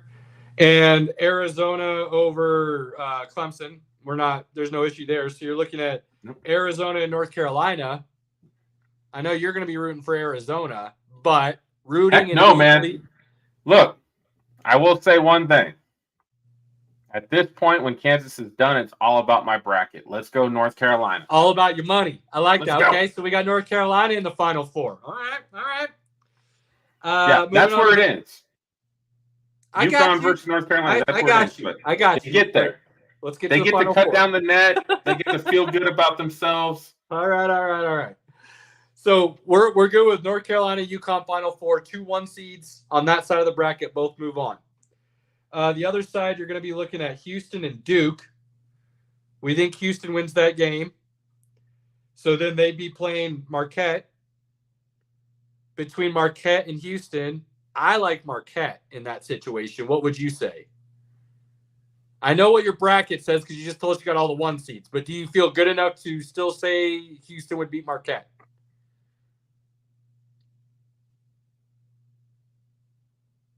If they beat Duke, yes. Okay. Now, if Duke Duke wins, to play Marquette. If Duke plays Marquette, would you still take the winner of that game over Marquette? I'd probably go Marquette. Okay. So again, and I'm biased. I'm a Duke hater too. So you are, but I got to throw that out there. Hey, I'm openly admit it, then there's no reason to have any issues. But I Duke and Marquette are both good teams. Yeah, they are. And Houston's a good team. If Houston wins, which we both think they'll beat Duke to move on, you think they'd beat Marquette? I think it would be Marquette. Yeah. I think it would be Marquette over Houston. You think Houston over Marquette? We'll see what happens there. Now, on the other side, you got Purdue Gonzaga. I like Gonzaga. You are kind of on the fence, but like Gonzaga, I believe, is what you were leaning towards because of the way they've been playing. So I've got Purdue. I know that my bracket. I know your bracket says, but we were talking, and you kind of like what Gonzaga's doing. I do like the way Gonzaga plays basketball. I've always liked the way they play basketball. So regardless of what your bracket says, I believe we both think Gonzaga wins that matchup. Even though you're going to be rooting for Purdue because of your bracket, I think your eyes and your knowledge are kind of leaning towards Gonzaga. It's tough though. I know Purdue is right. Purdue is rolled. Like we don't know. We'll give you the coin flip in that game. We'll give you the coin flip. Creighton, Tennessee, you are kind of leaning towards Creighton now. You said if you could review your bracket. Yes, so I would lean towards Creighton. Let's say because your bracket picked Purdue, you get Purdue Creighton. Based on the way both teams are playing now, what you know going forward, what you've seen with your eyes, do you still think Purdue would be in the Final Four? I don't. I truly believe Creighton's making a run.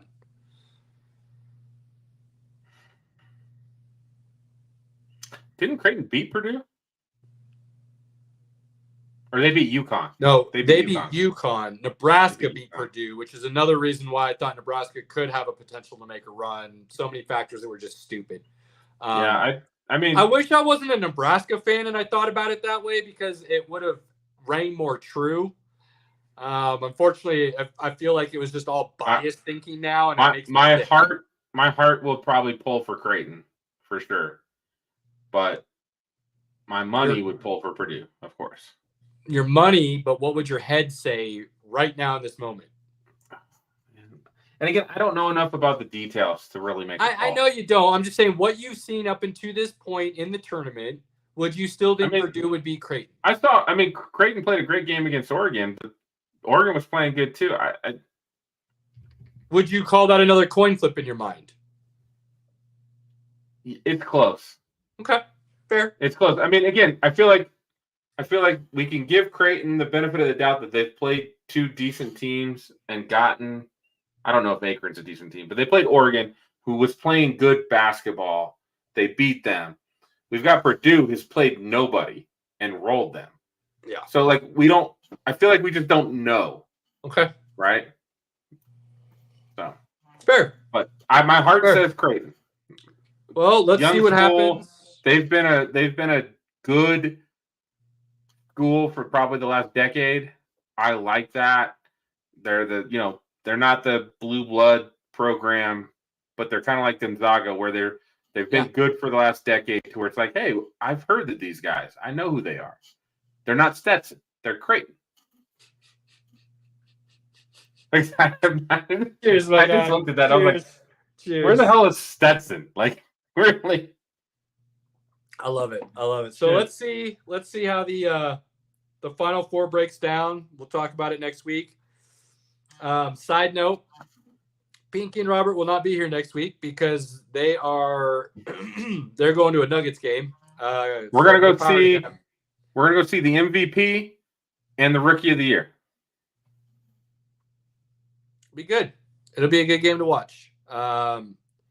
Just because you can say you've seen Wemby play. So I saw him play. I know you saw him down in Houston. I'm just saying, so you get that, and all the Nuggets starters should be there. Because I know, was it last year for Junior's birthday, you took him to the Nuggets game, and Jokic sat one of the 4 games he sat all season. So that shouldn't be an issue today. Both Nuggets games I've taken Junior to in consecutive years, the Nuggets have lost. Brutal. So you guys will be at the game. I got some guests lined up. We'll be discussing. Ooh, is this a surprise? You didn't tell me? You didn't tell me. Lined up. I got Cotton coming on.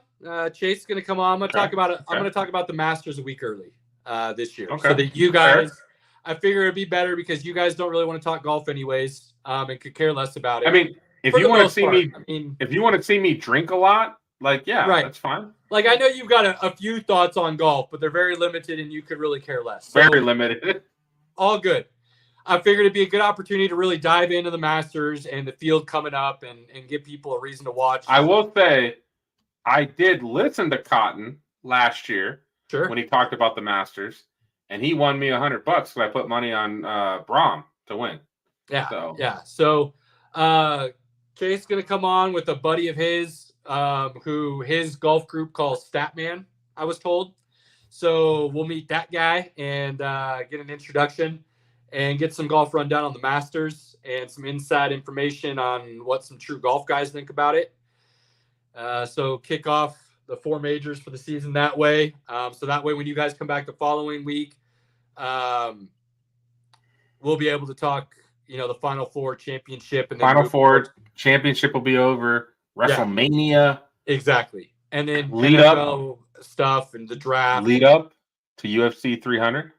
And we got, the playoffs starting and a lot of stuff. So I figured it was better to take the opportunity, you guys both being off, bring in a couple guests to talk Masters, and then we'll talk Final Four, NBA, NFL, whatever else comes up between us. So that's what we'll do next week. So, yeah.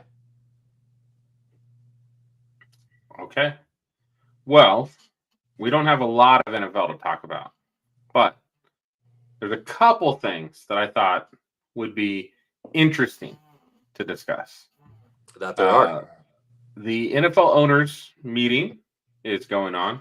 I think it's almost over. And they've decided to make some rule changes, which they do every year. One I absolutely love, and one is arguably the dumbest thing they've done in a very long time. Well, go ahead and say which one you hate, and let me go off of that. The hip drop tackle is idiotic to ban because they have now eliminated 75% of the body in which a defender is allowed to hit and tackle an offensive player. It feels like seriously, let's just make it flag football and move on. Then this is So at its fondest. I wouldn't say I hate it because I am always on the let's protect the players, but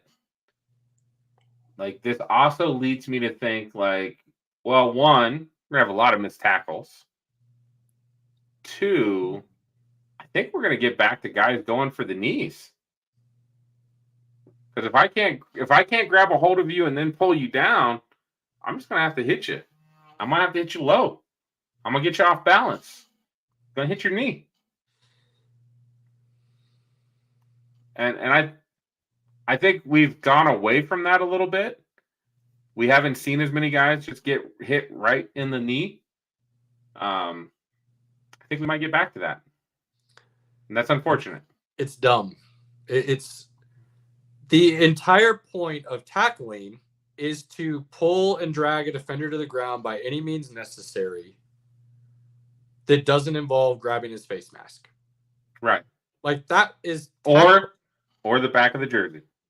I mean, that was added a little bit later. You can grab the back of the jersey. You can't put the hand inside the shoulder pads. But even that is I mean, I don't necessarily hate the don't grab inside the shoulder pads because the idea is you're really supposed to be tackling outside of the equipment. That's kind of the idea of. So I don't necessarily hate the horse collar tackle rule. But beyond that, dude, I enjoy defense. I had zero issues with a 3-6, a 10-7, 10-13 game if it was because of really good defense. And the likelihood of us seeing that going forward anymore, evident by our mock draft and our discussions with that on Sunday night.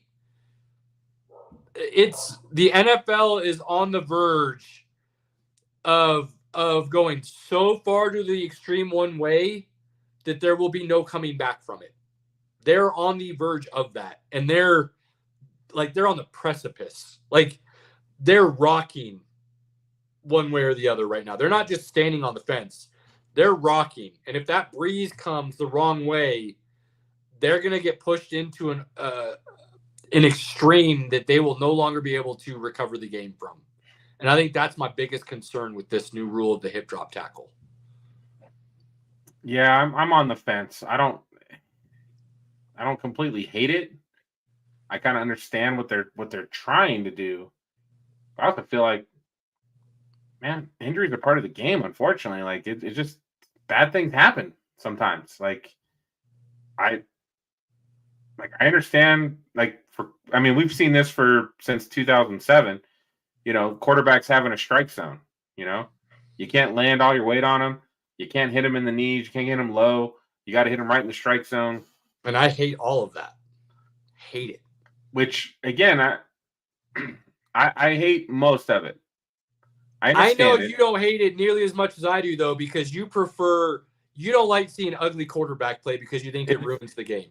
It does. And which is why most of the spring, and we have the UFL coming up, it's why most of these secondary leagues have not panned out because their quarterback play has been pretty bad. And it's not watchable. I don't disagree with you, but to me, it says more about the coaching than it does the talent. And if you can't scheme a game plan or change what you're doing enough to continue to be efficient and still score, maybe not as high of a rate, but still score, to me, that's coaching. Like, to me, the Jets last year, Zach Wilson isn't as bad as people want to believe. He's bad. I don't think he's good. I said that when he was drafted. But I don't think he's as bad as he was portrayed last year. And I do, while I think it was a punk move and it just should never be an option, I do at least understand why he would not want to go back in and start for them, because the support he was given was trash. At one point, we thought Robert Saleh was a good coach. We don't believe that anymore. We've always thought Nathaniel Hackett was a product of Aaron Rodgers, not an actual good OC. So to me, that's an example of a situation where things could be really bad and not the player's fault. So to me, when I see terrible backup QB play, 9 times out of 10, I'm going to blame that on the coach more than I am the player. And you see things like Jarrett Stidham lighting it up for a couple of weeks with the Raiders and the Broncos. You see a situation where Nick Foles comes in and looks really good. Now, he hasn't been able to replicate that, but he wasn't with the same staff either. He wasn't with the same coaches that he did light it up for. So I think there is, and when you see that happen, you see that backup come out and play well, those coaches need to get a lot more credit. And I don't think they get enough credit when it goes well, and I don't think they get enough blame when it goes bad. But to me, it's still part of the game. And when you start allowing one player to have different rules than everybody else on the field, you automatically decrease the integrity. So I think the one thing that's coming into play with the hip drop tackle is we also saw a very down year when it comes to scoring overall. And that usually causes the NFL to make changes against the defense to try to help with scoring. And this will help. If you can't, I mean, if you do, you can still hip drop tackle, but it's going to be a 15-yard penalty. Now, there's going to be some guys that are like, either this guy is going to score or I hip drop tackle him and take 15. I'm going to take the 15. That could still happen. I don't know what the fine situation is going to look like. I think they were talking about it might be a finable play. So that, you know, when you affect guys' wallets, that might make a difference. But it's it could make tackling, which tackling has not been great to begin with. I mean, fundamentals have been lost over the years for sure. It could make tackling an issue. So when I see bad tackling, I don't like that either. So yeah, I hate it. I hate it. Cheers. Yeah. Cheers, my guy. I didn't think of it that way, but when I see bad tackling, that pisses me off.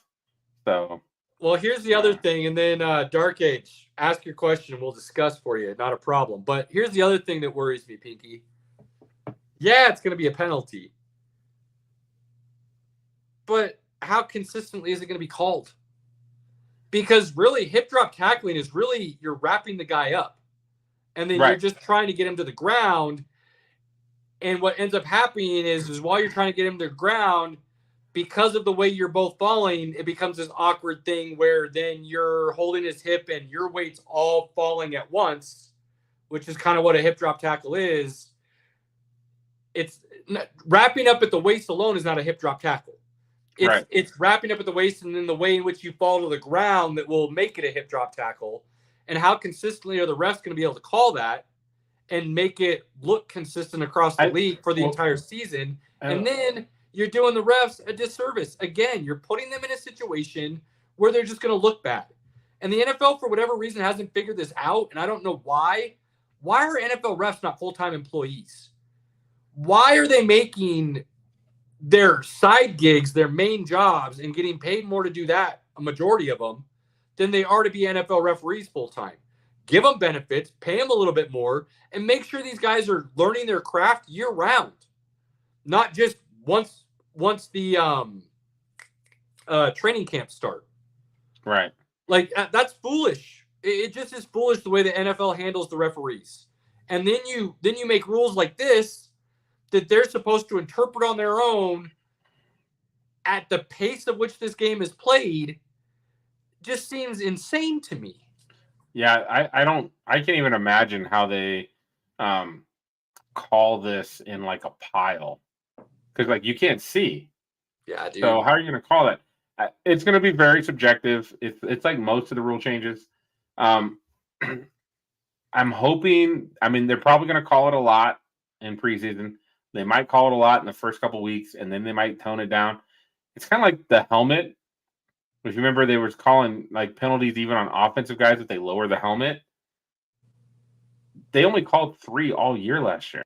Yeah, it's just like so you leave the tush push, right, which has shown no indication of any more injuries than any other regular play, which is why it was allowed to stay in. The numbers from what I've seen on the hip drop tackle did not generate the need to make a rule against it, and yet they did it anyways. So it's just odd to me. But what does it do? It creates a 15-yard penalty that gets you closer into the red zone. Right, that I gets you get closer it. to score points. A little bit of that offensive help again. It's gross. It's gross to me. So we're there. The rule I do like, and we don't have to discuss it a lot, but I like it because they're at least trying. It's innovative. Thank you, XFL, for being what you are. And it allows the play to mean something again, is the new kickoff rule. Right. I do believe this is going to allow kickoffs to mean something again, and we're actually going to see returns be more regular than just a touchback and we start with 25 and go. Let's be honest. The kickoff rule as it was, don't have a kickoff. Give them the ball at the 25 and let's start. Absolutely. Like, I don't need a ceremonious kick that goes into the end zone every damn time to start. Yeah, it gives me time to go to the bathroom or gives me time to grab some snacks or whatever or grab my next beer. But other than that, what good was it? It wasn't. Like, why have it? So I like it. I like it because it is going to create things. It's going to make things interesting. I think you might see bigger guys back on special teams than you may have seen recently. Sure. Because a bigger guy, you have a smaller space, you can get your hands on them. Because really, if they don't have to run downfield anymore. You're basically right there. You interact and you're done. So yeah, it's like I'm going to fuck that guy up, right? And then there's a wide open hole there. It's basically, and this is what's funny to me because they're like, oh, this will be less dangerous. But anybody that played football for any amount of time knows what the Oklahoma drill is. And this feels like the Oklahoma drill on steroids. That's what this feels like to me. So I don't feel like this is going to be any safer, any less collisions. Because when you're running at high speed, I don't know about you, but anytime I was playing sports growing up, when people were running at full speed at each other, it was very, very rare that you collided at full speed. Because somebody was making an adjustment, and then it's damn near impossible to make the same adjustment to still hit them when you're running that fast, right? Right. So guys usually slow down quite a bit before they'd interact and hit. This is sumo. And if you've ever seen any sumo, that initial impact is violent. And I feel like that's what you're about to get every single kickoff. I'm not mad about it because I like that the kickoff's going to mean something again. I think Devin Hester, X Factor, Dante Hall, guys like that were some of the most electrifying guys to watch. So give them a chance to show that and see what happens. And what does it do?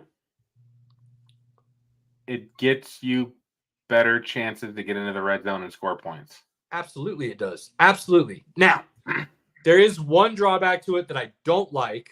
So while overall I do like it, the one drawback that I hate is they're not going to let you do an onside kick unless you're behind in the fourth quarter. So surprise onside kick to start the second half of the Super Bowl from Sean Payton is dead. We will never see something like that again, which I dislike immensely because it takes an element of but the way that they've set the onside, it takes an element of that chess game out of the game. It takes an element of that chess game out. most guys, the way that they had set it up, though, like most guys wouldn't try that anyways, just because the percentages of getting the onside kick at this point is Well, you next can't to really nil. do the surprise onside kick anymore anyways because of the way you have to line up, and you can't overload one side out of nowhere, and it has to be.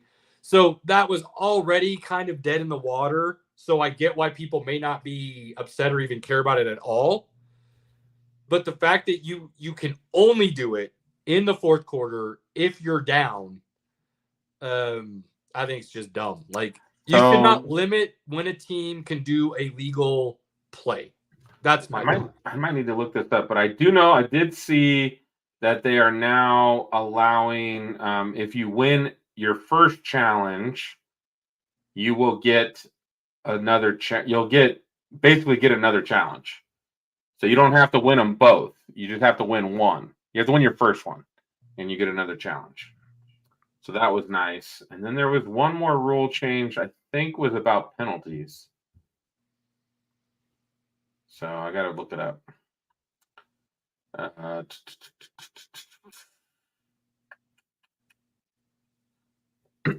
All the new rules. Let's see. Kickoffs, hip drop tackle, trade deadline got moved back a week. That's good. Changes to replay, emergency quarterback. I thought I saw something that said that like penalties in the last 2 minutes of the game could be reviewed, like a holding or a roughing the passer call could be reviewed in the last 2 minutes. I haven't looked at all of them. I just heard those two. I didn't see that on the list that I just looked at. So, talk about something, Caleb. I need one more pinky break. Okay. You go right ahead, because the next topic we're going to discuss, I know Pinky will come back and jump into, but the other big news in the NFL over the last week, I would say, because, obviously the Justin Fields stuff had already gone down with Russell Wilson and whatnot. There's some other free agent signings here and there, and you could say some of them might have been big, but that's not what I'm talking about. I'm talking about a college football coach who is a Hall of Famer in the NFL, maybe the best cornerback to ever play the game, and is known for being a little brash and in the spotlight and things of that nature. But I believe is a great dude and truly loves the kids he's coaching. That's Deion Sanders of Colorado. Deion Sanders came out and said that he is going to say no if certain teams decide to try and draft his son or his what seems to be adopted son in Travis Hunter. He believes they both go in the top 5.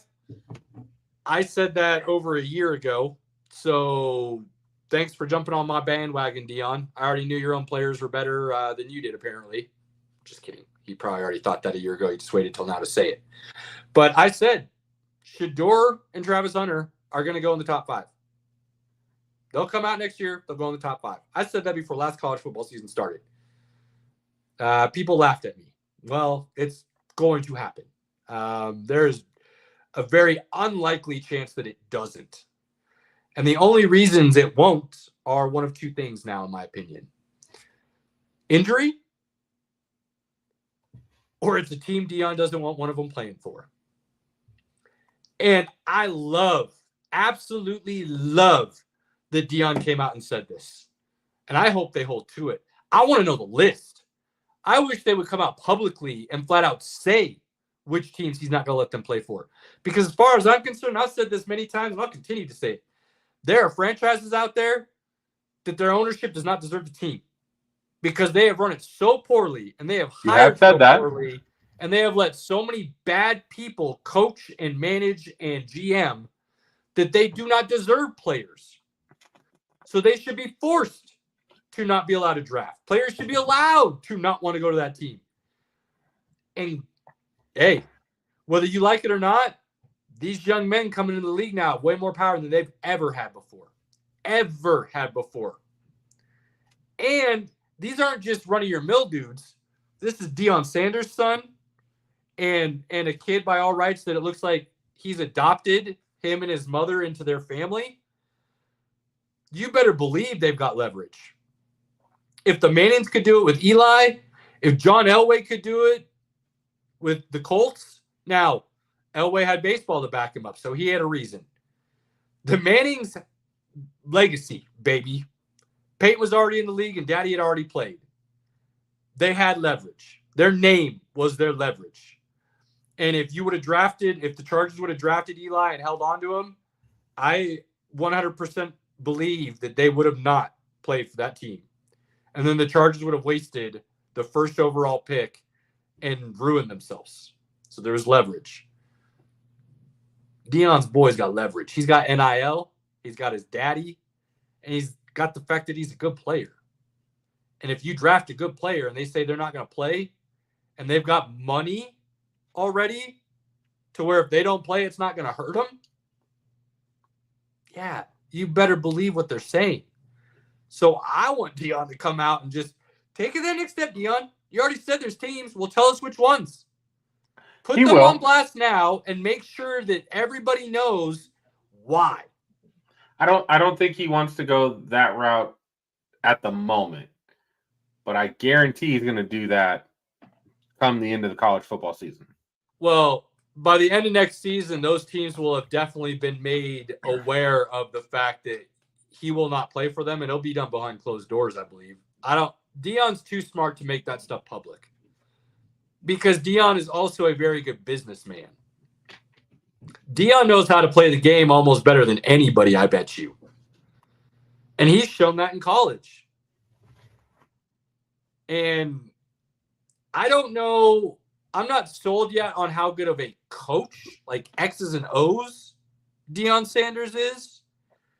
And I don't think he's brought in the right people to do that. I mean, for God's sake, he let Pat Shurmur be his offensive coordinator by decision. So that's concerning. But when it comes to telling these young men the truth of what it takes to get to the next level, of helping them promote themselves to make the most of their opportunity in college, and to do it in their best interest, not his, I truly believe he's fabulous at all of that. And he does focus on them getting an education. Absolutely. Like I said, what's best for them, whether that's NIL, education, whatever it is, I do believe Deion Sanders is looking out for the best interest of these young men. Whether or not he's a good X's and O's coach, I'm not sold on that yet. I'm still kind of waiting to see how that goes. I didn't see a lot of that last year, a lot of adjustment, X's and O's kind of stuff. The team was bad last year. They were thin. I'm not going to try to sugarcoat any of that. So we'll see. But I do believe they've got the leverage. And I do believe when Deion says something, he means it. I have not known that man to say something and then backtrack from it. No, he says it because he believes it and he's going to follow through on it.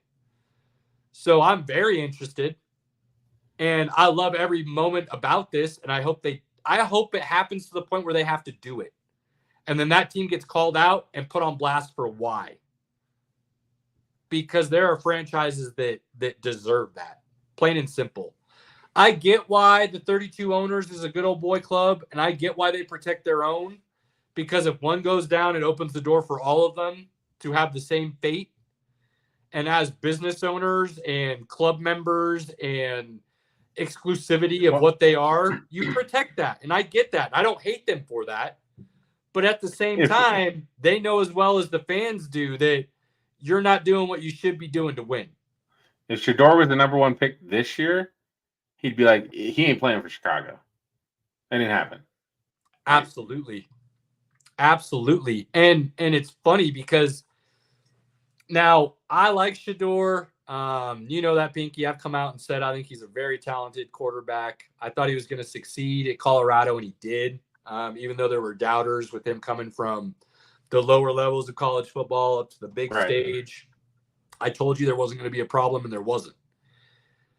But I am slightly concerned in the fact that Shador is getting close to the Ricky Henderson version of speaking, which is referring to yourself in the third person all the time, and your head's so big that you're saying things that your mouth might not be able to back up.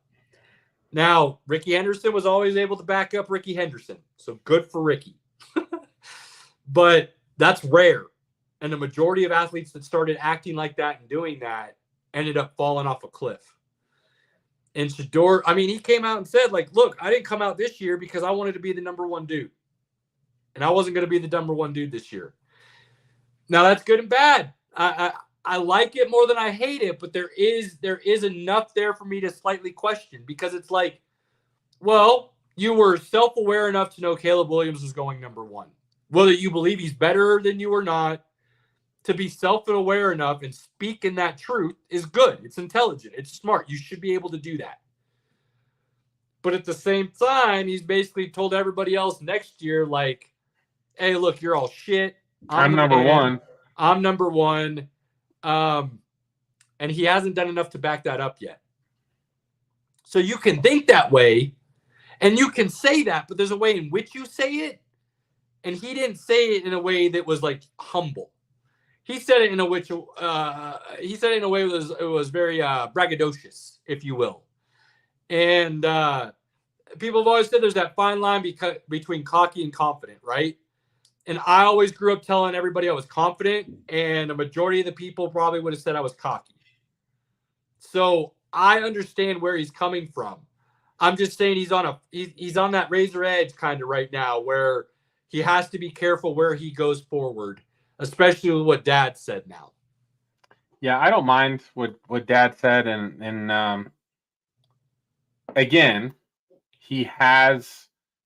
If Deion says something, people listen. If Caleb Williams' dad says something, nobody gives a fuck. Oh, they do. It just becomes the negative narrative rather than the positive narrative. It's a nitpicky thing, right? They nitpick like, oh, your father gets involved. With Deion, it's a different story. He played in the league. He's coaching. The only thing I have an issue with, and I heard this from one of the guys that's on the Broncos beat, he talked about it. Shedeur has never played for a different coach than his father. Yep.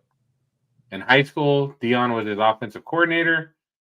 He was a coach in Jackson State. He's a coach at Colorado. He's not played for another coach. So, what? Now, again, I think you're going to have to basically get Shedeur with a coach that Deion respects. And be like, yeah, listen to that guy. He knows what he's talking about. Otherwise, I think Deion's going to undermine the coach if he doesn't care for that coach, right? It's a pretty weird situation for a lot of teams going forward if they want to draft Shedeur. I agree with I agree with you there. Here's the kicker though.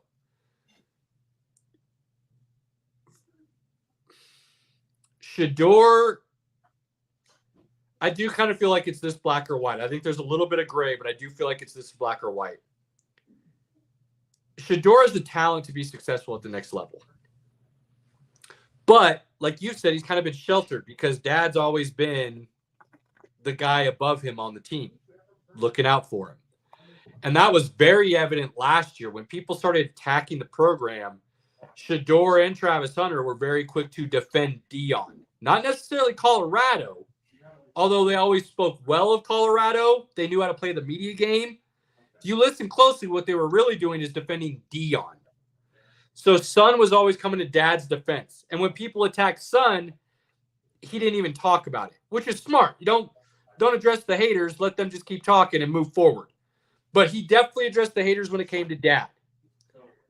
So with that being said, and how involved Dad might be that first year, if Deion is that involved and Shedeur doesn't step up and have his own voice, he will be a bust, regardless of how talented he is.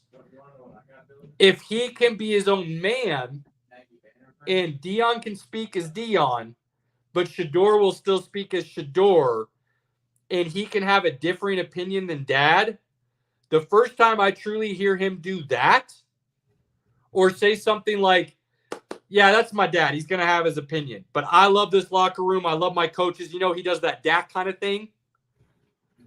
Then I'll believe he'll be truly successful. Because I'll have seen somebody who's willing to stand on their own 2 feet and be their own man not live in dad's shadow. And I'm not saying he's living in dad's shadow right now. He's protected by dad, though. But exactly. So that'll be the telltale for Shador. And we've still got, 2 years before we'll even remotely begin to answer that question. But I want to know Deion's list because I know he's got a list. And I want to know those teams right now that he would flat out say no to. That's what that was the first thing I thought about was, oh, God, I love this, and give me the list. Thankfully, he won't have to say no to Chicago because they already have Caleb Williams, so they'll be fine there. He won't have to say no to the Commanders because they'll have a quarterback. He won't have to say no to the Patriots because they should have a quarterback as well. You say all that, but they could career-ending injury next season. Those franchises are terribly unlucky. Something really bad could happen, and they could be right back there at the top again. You're not wrong. But I love this. I think it's fun. I hope Shador will be his own man when he gets drafted.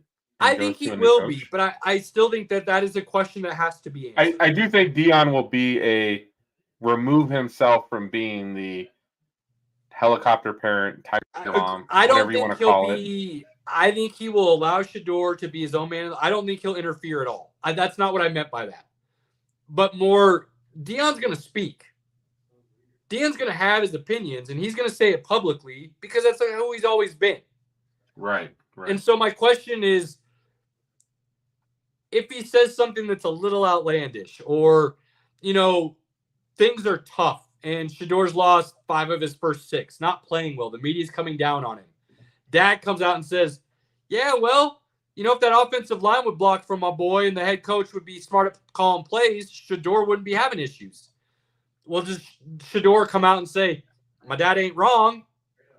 Or does he say, that's my dad's opinion. I know what we're doing here in this locker room, and I know what everybody's putting into this, and we're doing what it takes to get to where we want to be. Does he say something like that? Does he be the team guy, or does he be that kind of prime time guy? And that could say a lot about what his future looks like. Because as a quarterback, can you name a quarterback that was primetime attitude and successful?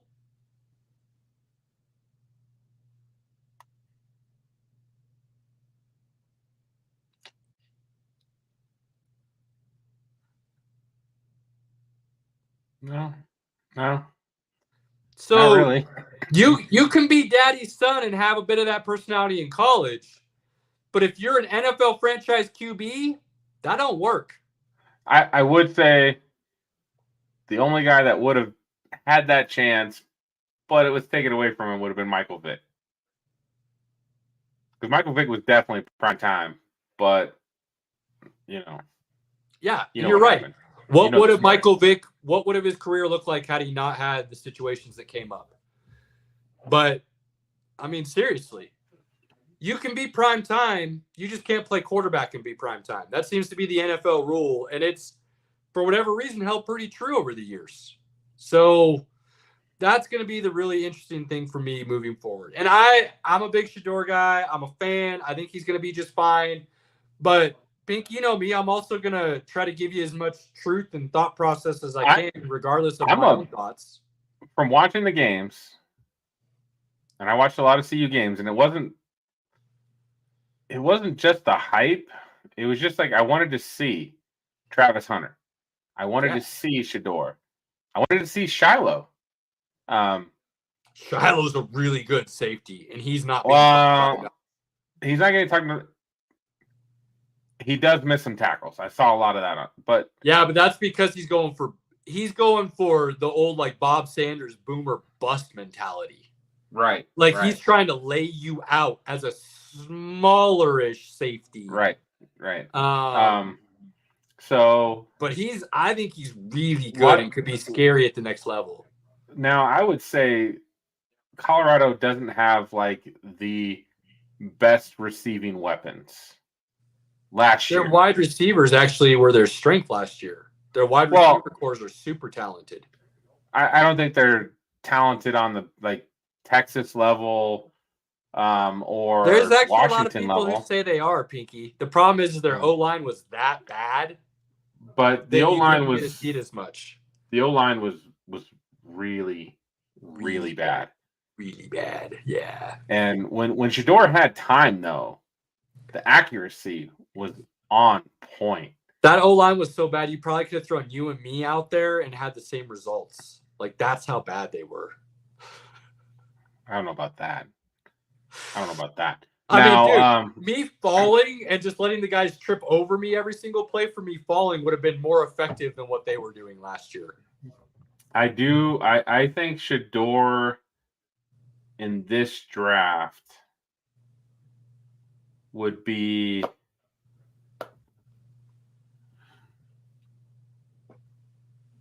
I think he'd be 3 or 4 in this draft. So I could see teams liking him a little bit more than Daniels. I Or a could little see bit him more than having May. I could see him having a move up the board like JJ McCarthy. And he God, could be talked about as the second dude off the board. His move, the JJ McCarthy's move, is ridiculous right now. Yeah, He's going from like the 4th guy to now he's like this. Like they're talking Commanders. Not like, even 4th.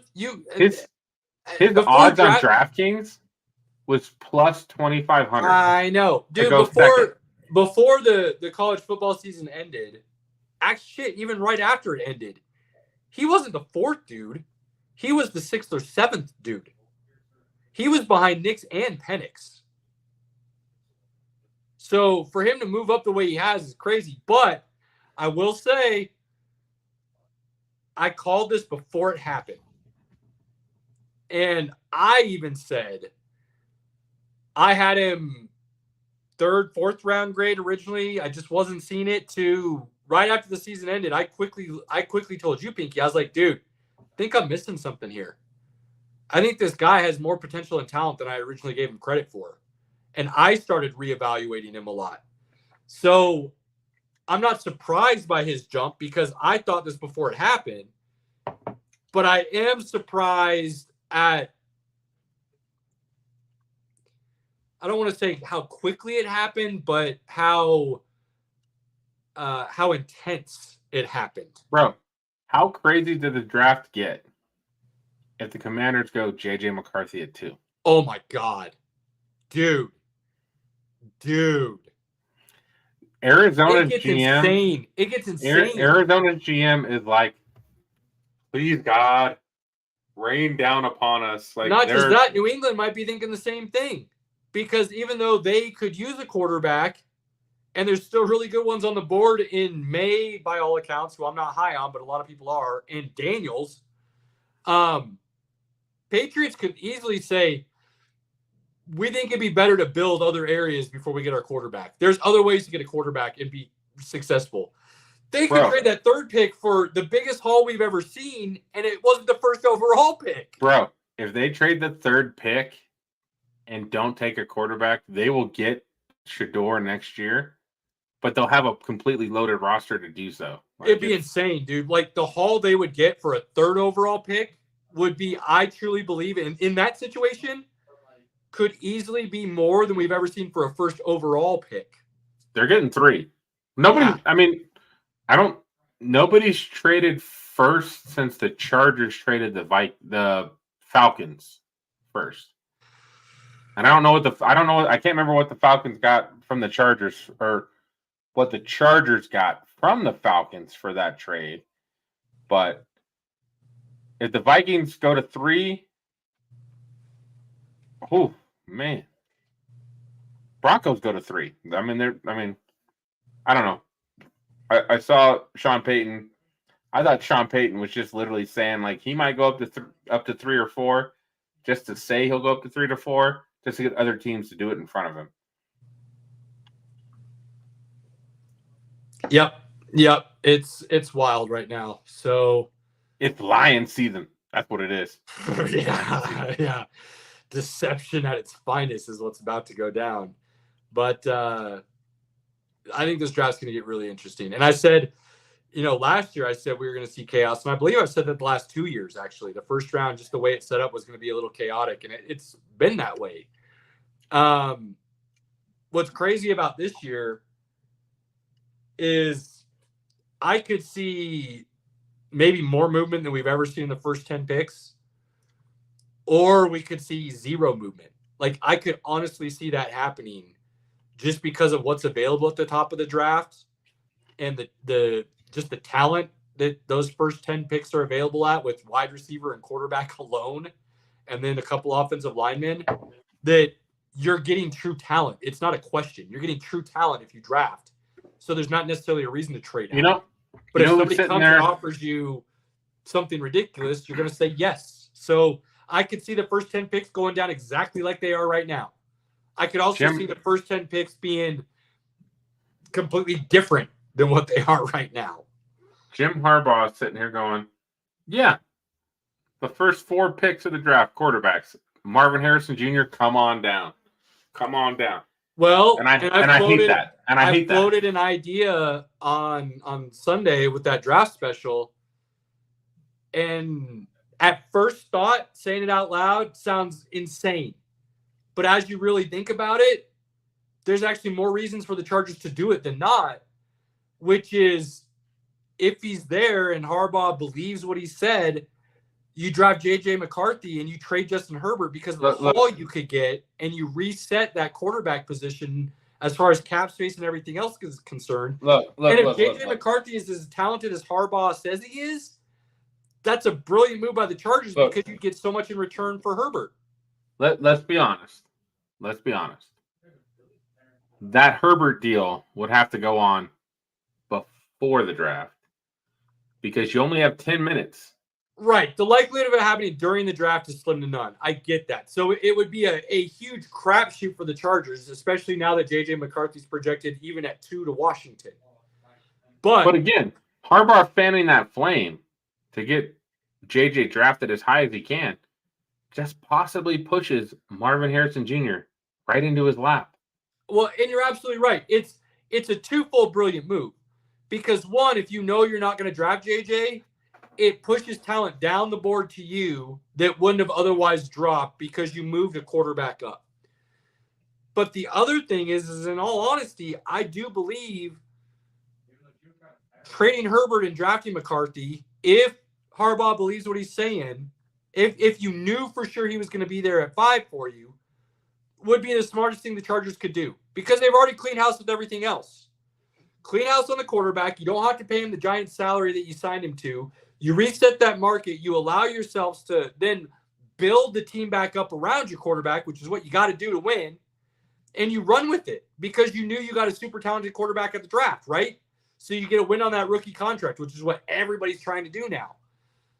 But, God, what a crapshoot that would be because now it looks like JJ could go – What if you did that, Pinky, and then JJ wasn't there at 5? Could you imagine? Which is why it won't happen because you can't take that risk. You really can't. No, you definitely can't. But it's a crazy thought and one that when especially Pinky and I, when we get into the draft mode and we start looking at what we believe a team should do versus what we think a team should do versus what the options are for the team to do, we just start running through so many scenarios on a constant daily basis that we shoot back and forth to each other that some of them are just insanely stupid and crazy that, yeah, there's a 0.00001% chance they could do it, but it's not going to happen. And then you get an idea like this with Chargers and Herbert that, yeah, there's a 0.0000 chance they should do it, but it probably is actually their best option. It's just unlikely that it would be available or that they would pull the trigger for it. So we love draft season because it gets you to think and throw out all these different scenarios of what teams should do to, improve or become better. Yeah, I don't see ownership doing that, but it's not a bad idea.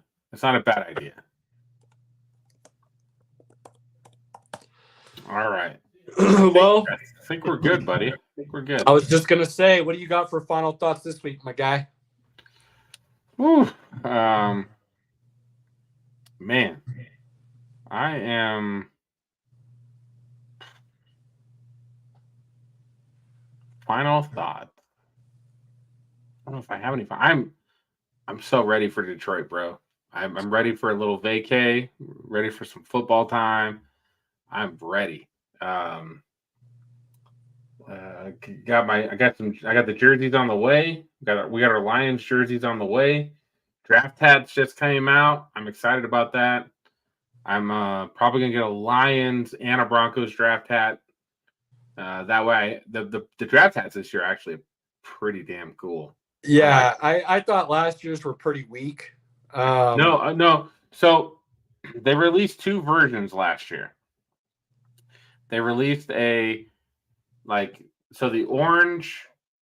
So the if you got the color of your team hat, those were dope. But then there was like a white color of your team with it, and those did not look good. This year, certain teams have, like the Broncos have an orange hat, which looks okay. Well, it looks good. But then they have a black hat with the logo, with an orange outline of the logo, with Broncos country and the state and the big C on the side. Those are dope.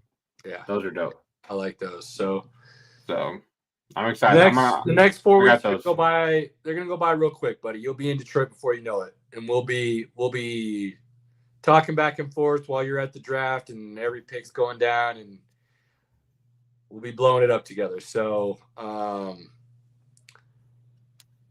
Robert, you better go ahead and make sure you grab a hat before next Tuesday.